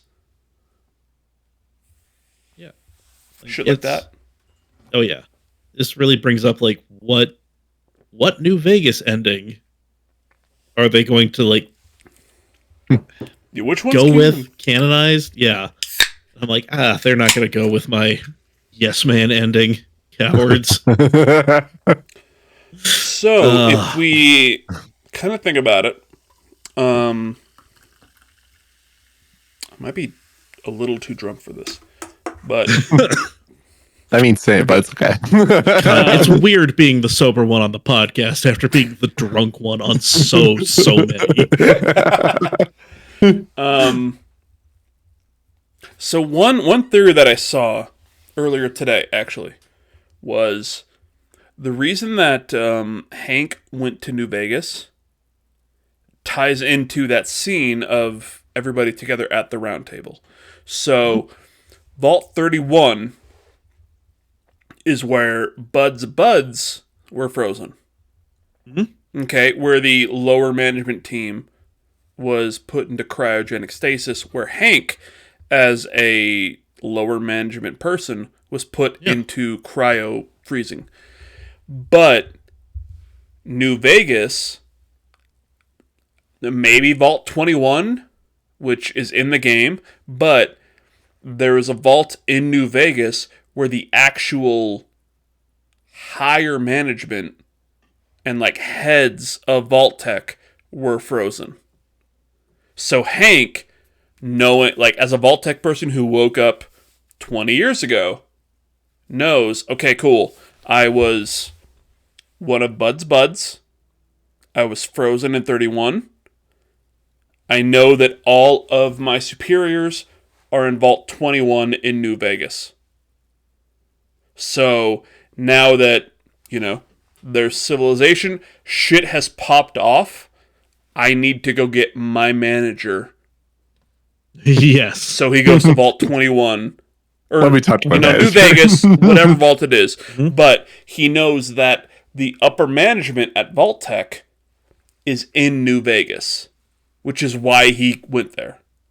Yeah, I could definitely see, like, when they wake up, they kind of have, like, this understanding, like, if shit goes south, this is where you come to, like, this is where you'll come and we'll try and fix it kind of thing. Exactly. Yeah, like, this is where if everything goes wrong, if you have to wake us up before the world is perfect, this is where we are.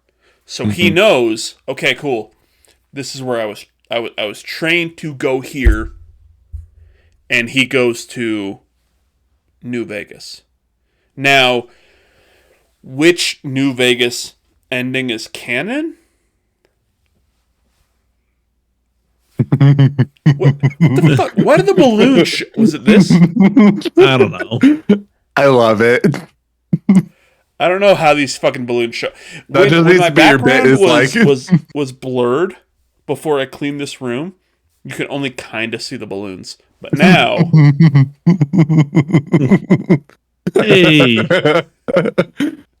This just gotta be your whole bit now, is that you just have random effects that kind of pop up throughout the whole podcast.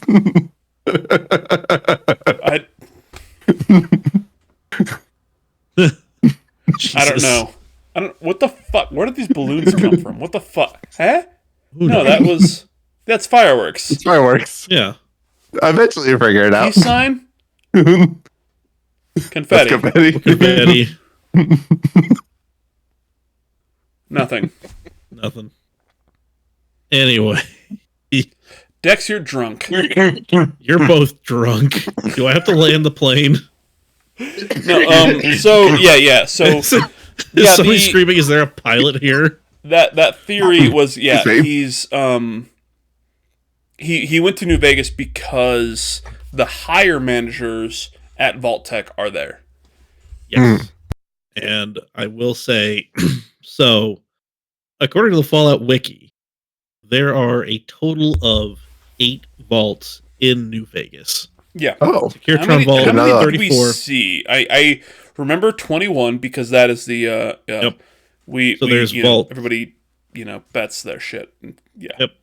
So there is Vault 3, 11, 19, 21, 22, 24, 34, and the Securitron Vault. Wait, what? All of the Securitron Vault, like the vault where all the Securitron army is. Wait, the Securitron, like, are they pre-war? Yeah. I mean, it makes sense, but yeah. Yeah. Okay. So, okay. anyway, all of the other vaults have something, mission, their location, there's something explaining them. Except for Vault 24. Okay. It's there in theory because if you use the command console, you can find a Vault 24 jumpsuit. Yeah. And add it to your inventory. So in theory, What there is color a Vault the 24 jumpsuit? standard colors. Blue with gold trim and number. So there's a I don't remember which vault, but there's a vault where there's blue and red, and that was the whole point. Is that there? Oh yeah, that's yeah. I think that was Vault. It was way 19? before. I think it was in 3. I want to say. Let's see. Hold on. I think it was Vault 19. Yeah. Anyway. Yeah. Vault 19 was divided into red sector and blue sector. Yeah. Yep. So. Yeah. Anyway. I mean, so like the idea that Hank goes and there's no chance that they were just like, oh, go to New Vegas for the pop of, I played Fallout New Vegas. You know what I mean? Like, no, after everything they did in the show, they're not going to go for some cheap grab like that. Yeah. Like, if that were the case, he would have shown up at fucking Vault 111. You know what I mean? Like, or like just what he would have shown up at a vault that he would have shown up. Oh, here's the broken door of Vault 13. No. Like, he shows up in New Vegas. The show ends, and then we see the camera shot of New Vegas is not necessarily destroyed. You know what I mean? Because like but the definitely signs more and shit are still there. Go ahead, Dex. I was just gonna say, just definitely more destitute than what we saw in the game. Yeah. So like one of the endings of New Vegas is canon. It's, again, canon doesn't mean anything. They can decide whatever they want. But like, if we can kind of discern which one it is, we can kind of discern where are they trying to go with it. You can kind of deduce which, if New Vegas is still there was a war that happened. I mean, but it's still powered. Did Mr. House win and then shit happened? So did the Yes Man win and then shit happened? I mean, you got to think if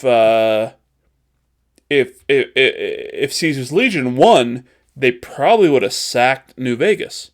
Yeah, Caesar's Legion didn't win. That's pretty obvious because their whole thing was they were going to sack New Vegas. Yeah. Yes Man, well, that means the other 3 are plausible because Hank was probably frozen when the courier was siding with Mr. House, siding with the NCR, or clubbing Mr. House to death so he could get the Yes Man robot army to do its thing. So for all we know, Hank is running to New Vegas because he's like, Mr. House is there. He will help me. Not knowing that's another theory. Yeah. Maybe and maybe there is no Vault Tech Manager Vault. It's just I know that Mr. House was in New Vegas. Yeah. He's just running to where he thinks where he needs to go. And in reality, it's just like, oh, who are all these people with the red lensed gas masks? But what the shit is going on? Would he go there or would he go to the big MT? It's very. I mean, there's got to be a reason he's running.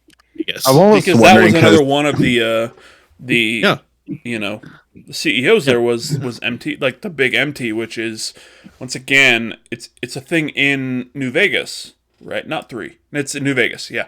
Where you go to the big empty, and they've got, like... They were very much run by Robo-Brains and Mr. Handies. You know what I mean? Like, at that point in time.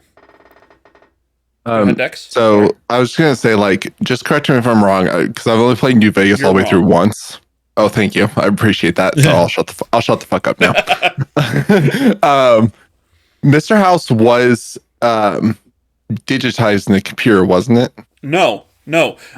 So Mr. House was technically alive Okay. in New But he Vegas. Like, before Okay. you do the big... He's, like, in a tube where his consciousness is that's the face that you see of Mr. House with, like, Okay. young with the mustache that you see in this series, Fallout on Prime.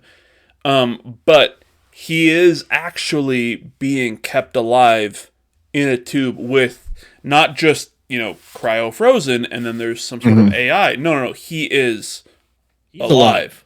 When you speak to Mr. House in the game, you're speaking to Mr. House.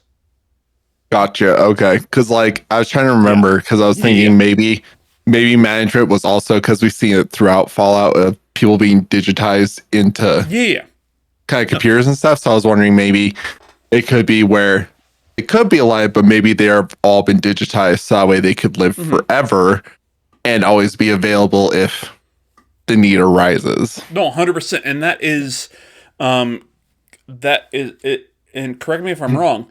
That is what happens to the scientist and the leader of the big MT.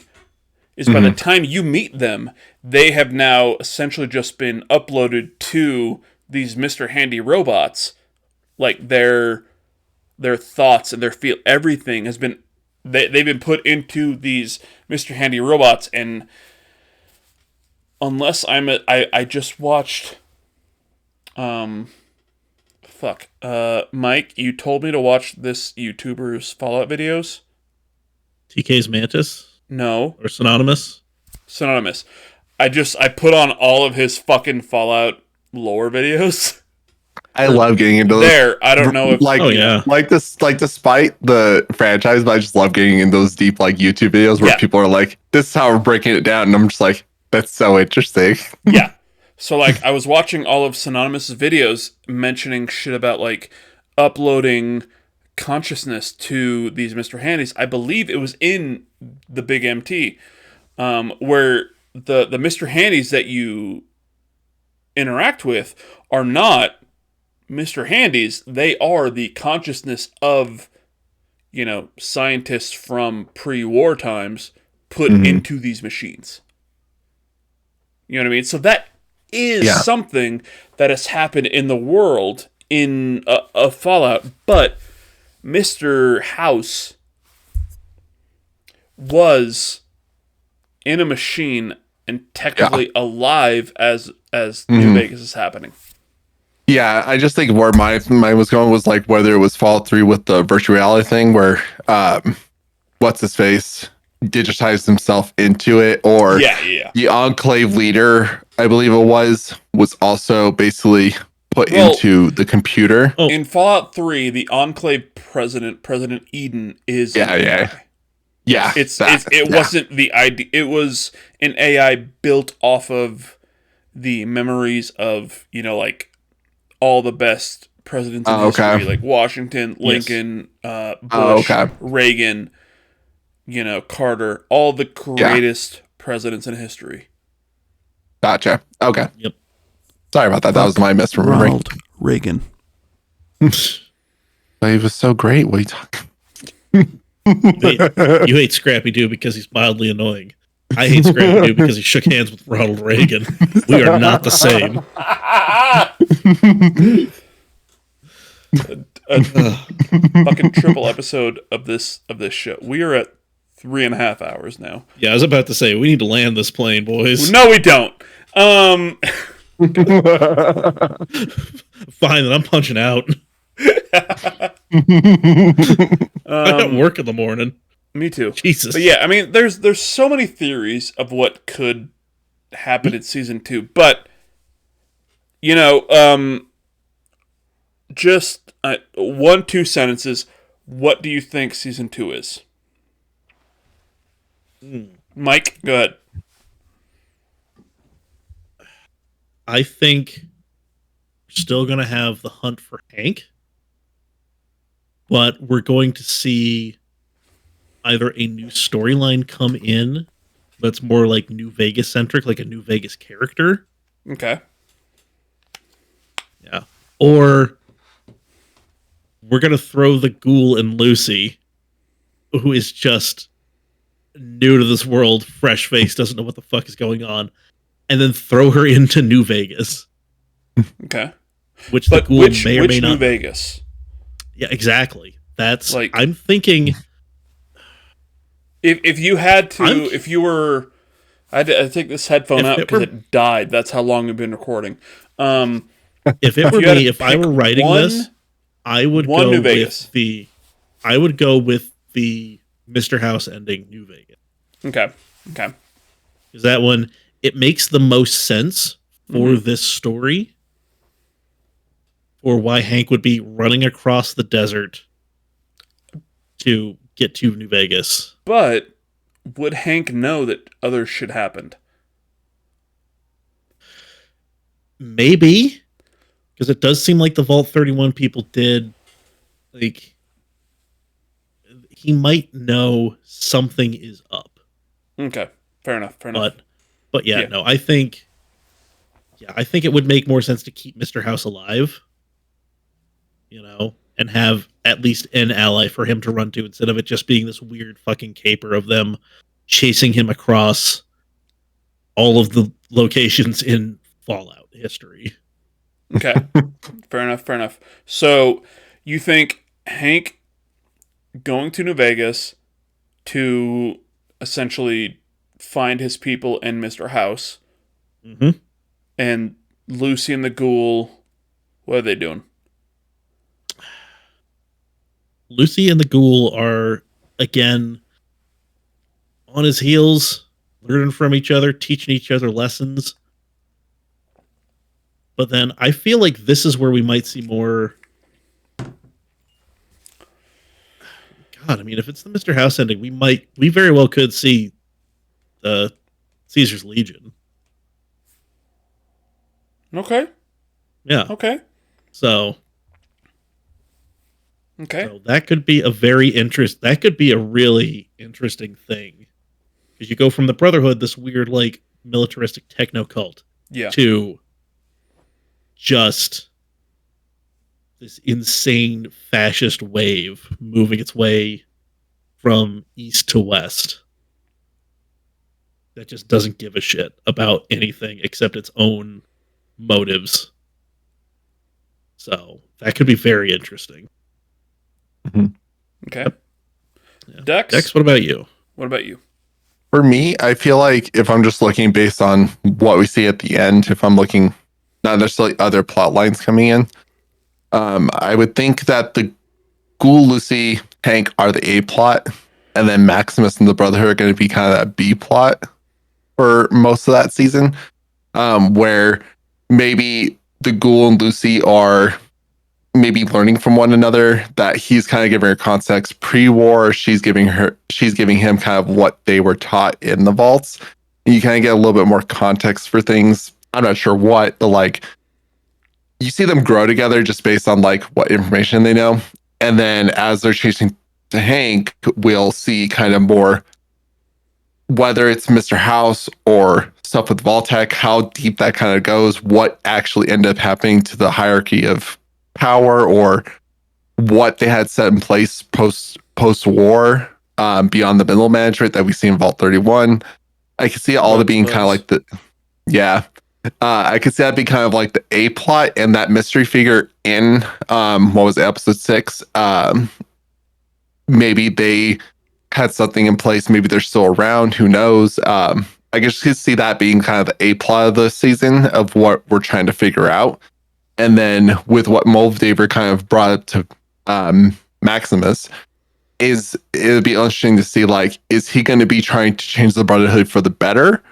Or is he going to disregard her kind of warning essentially and try to be what he's envisioned himself to be for the Brotherhood in a sense. Like he's wanted to be that important figure for the cause. So it'll be interesting to see where does he go. Yeah. Like, is That's he where I'm going at. to heed her advice to change the Brotherhood, or is he going to use that power that he now has to find Lucy? Like, what Could be that too. where is he going? Is he That's another good focused on point. Is what the like, Brotherhood well, can do, or is he like, I was told that if I find her, I can go to a vault again? no, that'd be interesting too. Is like if he used his power to kind of use the resources, and that's how he gets. That's how the A and B plots kind of connect at some point. So that could be interesting too. Yeah. Yeah, that's kind of where my mind's at. Okay. What about you, Robert? Fuck. I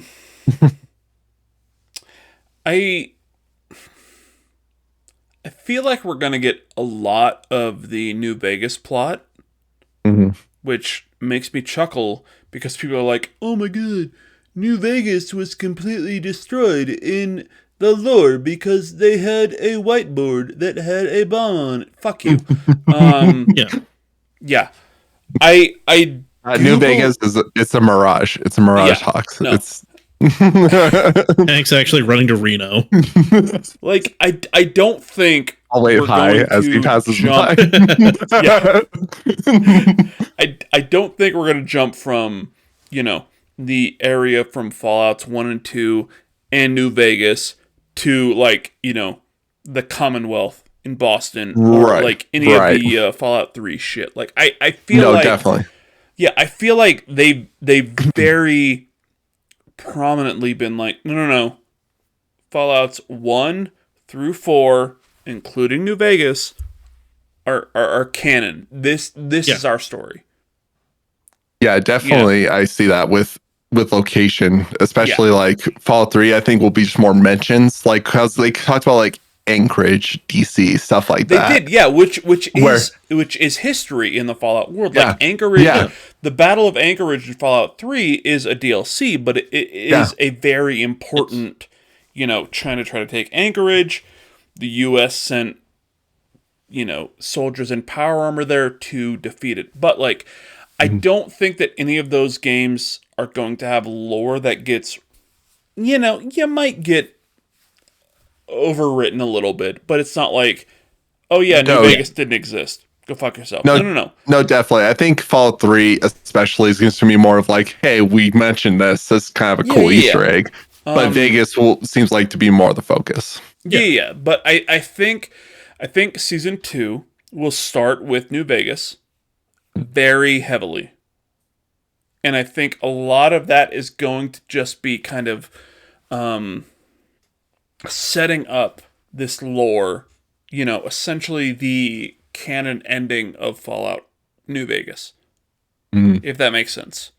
Yeah. It's going to be like, yes, Mr. House was able to have the courier bring the platinum chip and kind of rebuild New Vegas, but then the NCR attacked, or, Kazar's Legion attacked, or Deathclaws, from the quarry attacked, shit like that. Like, but, or even something new.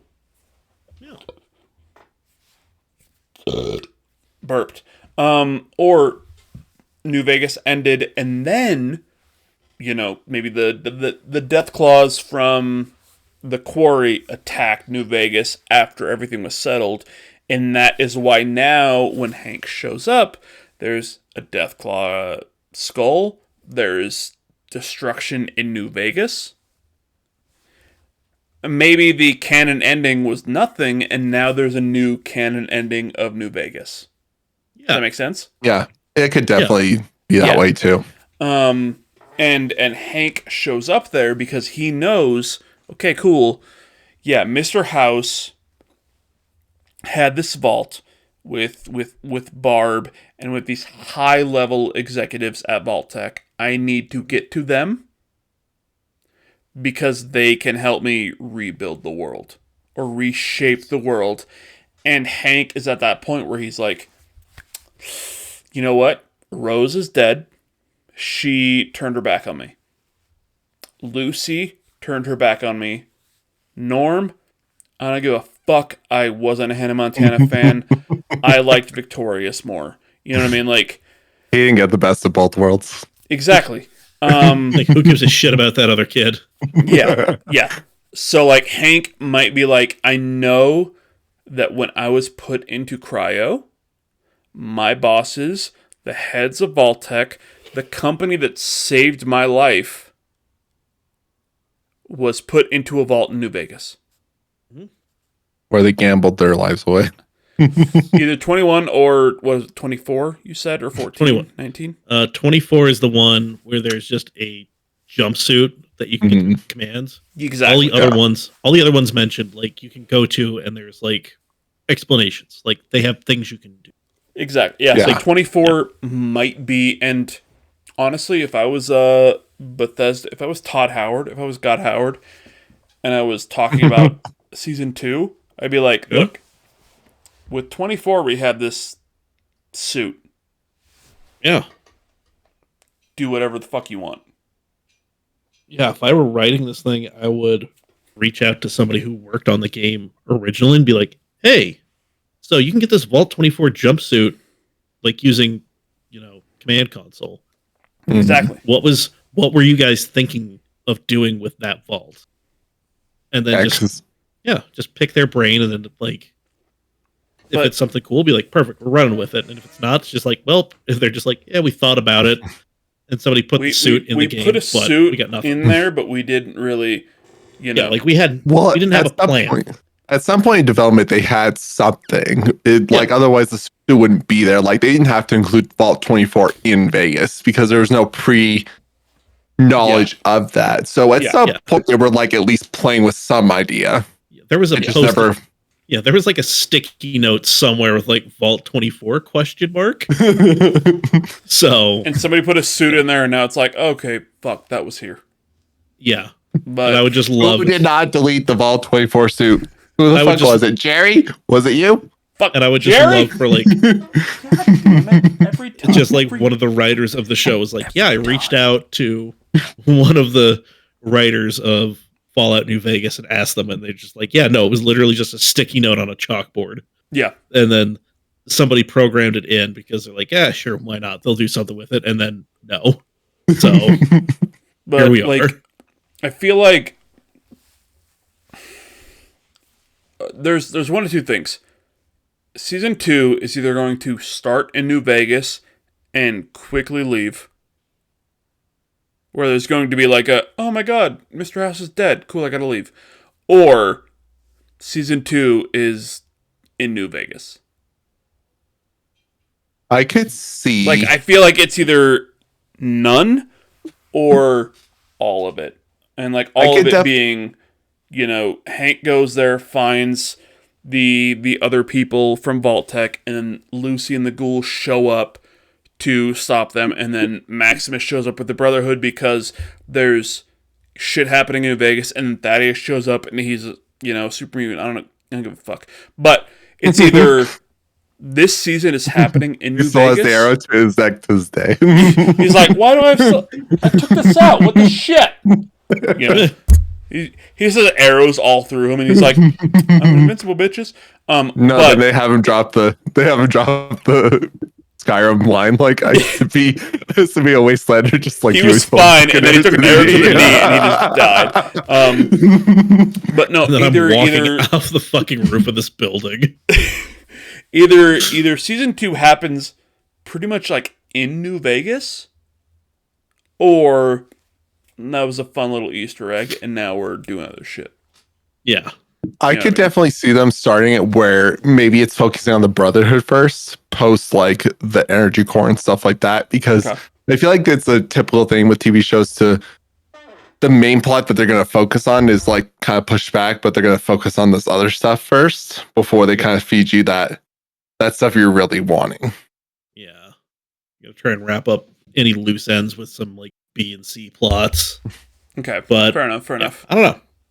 Anyway, But definitely the most me stuff is going to happen in New Vegas, oh yeah, 100%. Okay, you Whether think that's that New Vegas is kind of going to be the meat of the story this season in season two? 100%, because I feel like it would just then fall short if they showed New Vegas at the end, because like that's important fan wise, but it's also like, why would you show that at the end if it's not going to be as big as like it should I get be, I it. guess, I is get it. with lack of a better word. Yeah. Because otherwise it would just fall flat. I think it would just be like, what was the point? And then you're just kind of leaving your fan I base like, mean, the point could, and this is just going back to this is going to like outside of the lore of the show. mm, The fact that Amazon put this up full season instead of what they did with like The Boys, which is like the first 3 episodes and then weekly. yeah, Like the fact that Amazon put this up as a bulk of episodes. Is there a chance that they didn't think this was gonna land and they're just like, cool, do whatever the fuck you want, and the creators of the show are like, I mean, if this is our only season, let's throw in a New Vegas thing at the end. I mean, That- since we're not in those conversations, I think it could definitely be that, You know what I because mean? Like, it's not unheard of for yeah, and not knowing if that's like very what's the word? Kind of like not even a crazy theory, but just like a really concrete like they thought they were only getting one season, so let's throw in this New Vegas tease. No, but like there's a small chance that maybe Amazon didn't believe in this and they just said do whatever the fuck you want. but definitely, because we see that with games too, because we get those Yeah. cliffhangers that never end up being Exactly. anything because Yeah. the series never continued. Like I was watching one of my streamer friends play Dante's Inferno, and they leave this whole Jesus fuck. That cliffhanger game. cliffhanger ending of like the Fought snake giant being vaginas, right? being in heaven or something like that. Yeah. And it's just like, but they never made a second one. So like Yeah. it could be that. Like that could be Yeah. very, very possible. I mean, to be fair, there was only one Dante's Inferno story. But it's a video game. They can make It's it not whatever like they there was want. Dante's Inferno 2 Electric Boogaloo. Like, come on. You know what I mean? Yeah. They were Do gonna your make fucking electric. job, EA. They were gonna make Electric Boogaloo. God damn it. All right, you goofy bastards. I think it's time to land this plane. Yeah, we've talked a lot about what we might think season 2 might be, and we went through all the episodes in season 1. I don't know about you guys. I mean, I fucking love this season of shows. Yeah, this was great. Like, Mhm. they... And maybe it was just because they had God Howard on board, but, like, Amazon destroyed what I thought they would be able to do with the Fallout series. Yeah. You know? Mm. Yeah.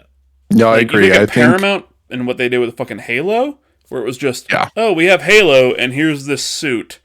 Let's do something. And they fucking were like, no, we're going to do everything else. But, like, having somebody from Bethesda, from, you know, like, having Todd Howard specifically, like, they were able to make this show feel like a game. Yeah. Like I said, with this last episode, like, that battle of the observatory, I'm like, I want to play that. Mhm. I want to. That was- I want that in the game. Yeah. Yeah. The great thing about this show, about the Fallout series, was they didn't shy away from the fact that this is based on a video game. That Oh, this yeah, is yeah. a game. They didn't shy, like, the Fallout show didn't shy away from the fact that it was a Fallout show. Yeah. Mhm. They're just like, this is based on a game. We're gonna lean into that. Yeah. Whereas like The Last of Us was just like a dramatic retelling of the story of Yeah. the game, beat for beat. Which, The Witcher, which it is fine. takes place in the Witcher universe. Like it's fine, but Yeah. it's not like they're not telling you, you know, the Wild Hunt. They're not telling you Witcher 2 or anything like that. You know, like they're not shitting the bed with Halo. Like they're just like, this is a video game. This is what it's about. We're leaning into it. I 100% agree with that. Yeah. It's like, I feel like with Halo, if you look at Halo, it's the typical kind of game adaptation we would expect prior to these. I feel like it's very much like, yeah, it's based off a game. Like, look, we have a Needler. Like, Yeah. aren't you excited? Like, Look, it's Master Chief. it's like, it's very guy from shallow in the way Fortnite. that's trying to tell a So story, I but don't mean to it's also cut being you off. like, Can you guys hear yourselves through my mic? no. No. Okay. My both headphones died. It's been going so long. So now my mic my audio is coming from my laptop. Oh, no. So, But yeah, no, we I gotta land cannot. this plane. Go ahead. Sorry. No, it's okay. But like Halo's that typical game adaptation we would expect, like this is the best we're gonna get kind of a thing. Like they're gonna shallowly be like Smash Chief, or like, hey, they did this one thing from Halo 2. We get kudos. Yeah. Whereas if you look at like Last of Us or Fallout or like Arcane Or the Assassin's Creed movie. Yeah. But like with Fallout, it's very much trying to bring the game into a show. And they do it in a very good way that's not just like, hey, we have VATS in here. That's cool, huh? We had the whole graphic of VATS happening.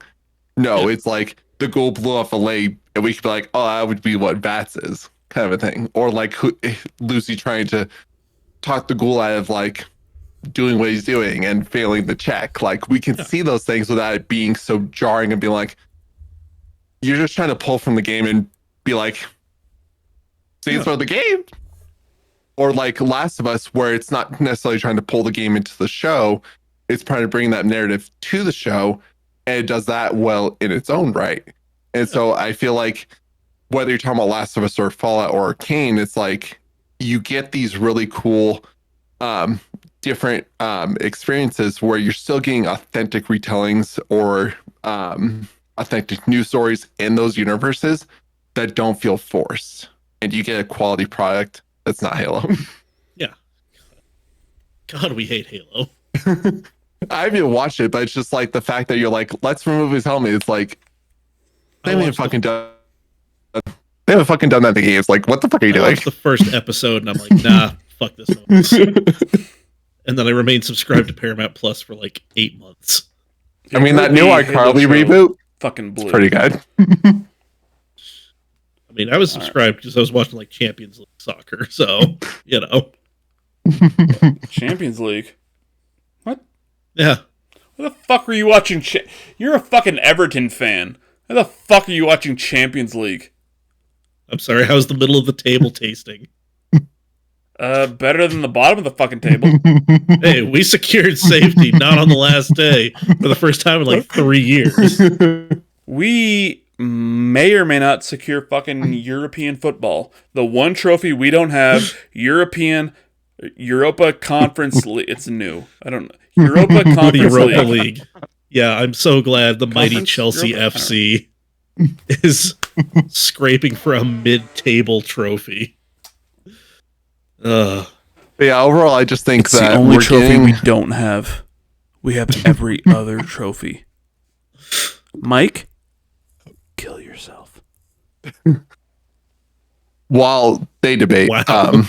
But I just think overall we're getting more authentic video game adaptations that I've been wanting for so long, that it's not just the shallow, hey, this is from the game, like, give us kudos. It's more of, let's actually just, like try to here's the do thing right. You recognize from the games. It's we're in the fucking Let's do world right by of the games, franchise. and we are going through, these are things that happened here.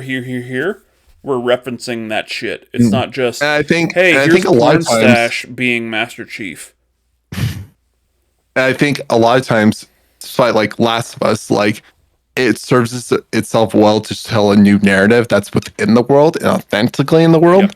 Because Last of Us definitely was trying to retell that story with some additions, but Fallout telling a new story, but still authentically in the world of Fallout, where it wasn't so like you just did the fats fabric, like graphic, like that's not fucking anything.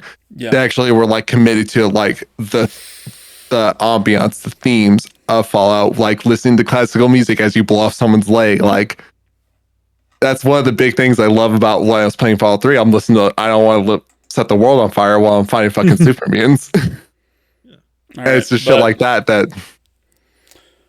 I love you both. Yes. We are we're almost 4 hours in. Sorry, I'm rambling. No, you're not rambling. Buddy. I love you, Dex. I love you. I feel for our audience, the 6 people who listen to us. This you might need to split this in 2. I probably will. But, yeah. Dex, where can we find you? Find me on Twitch, Twitter, YouTube, Instagram, pretty much anywhere. At VerumDex. I stream. VerumDex. Yep. Mike, you are at Nerdic for Beginners. I am at Mr. Hawks _182 or Mr. _Hawks 182. Who cares?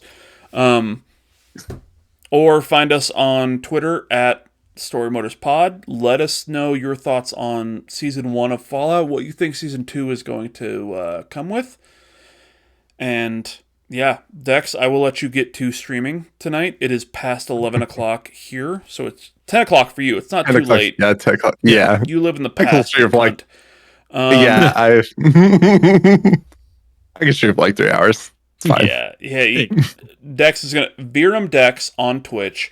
He streams kind of almost every night. Not every night, but like No, it's Mondays, Tuesdays, Thursdays, Saturdays. Mondays, Tuesdays. So multiple days a week. VerumDex plays a variety of games, so not just like the same thing every night. So yeah, Mondays is Mondays still indie night? Yeah, I try to do it any night. Okay. As long as I have Thursdays time was to play. supposed to be a Baldur's Gate 3 thing with myself, but I got bored of it. And then other shit happened. But yeah. A tale as old as time for D&D. Yeah. Watch VerumDex on Twitch and Twitter. Follow his tweets. He is a perfect human being, and I love him, and I want him to have all the success in the world. Mm-hmm. But yeah, fuck him anyway. But we will see you. I proved that. We will see you next week, unless shit changes. Next week will be a very special episode. I'll be very excited for it. Mm-hmm. I don't want to announce it just in case shit happens, but I love you, Dex. We will see you next time. Love you too, man. Yep. I am going to hop into the outro at the 4-hour mark. Jesus fuck, this might be 2 episodes. If it is, thank you. But we will hop into the outro song and the video, and we will see you all next time. Let us know your thoughts on Fallout Season 1, what you think Fallout Season 2 is going to be, where you think we are going to go in the Wasteland. In the comments, on Twitter, everything.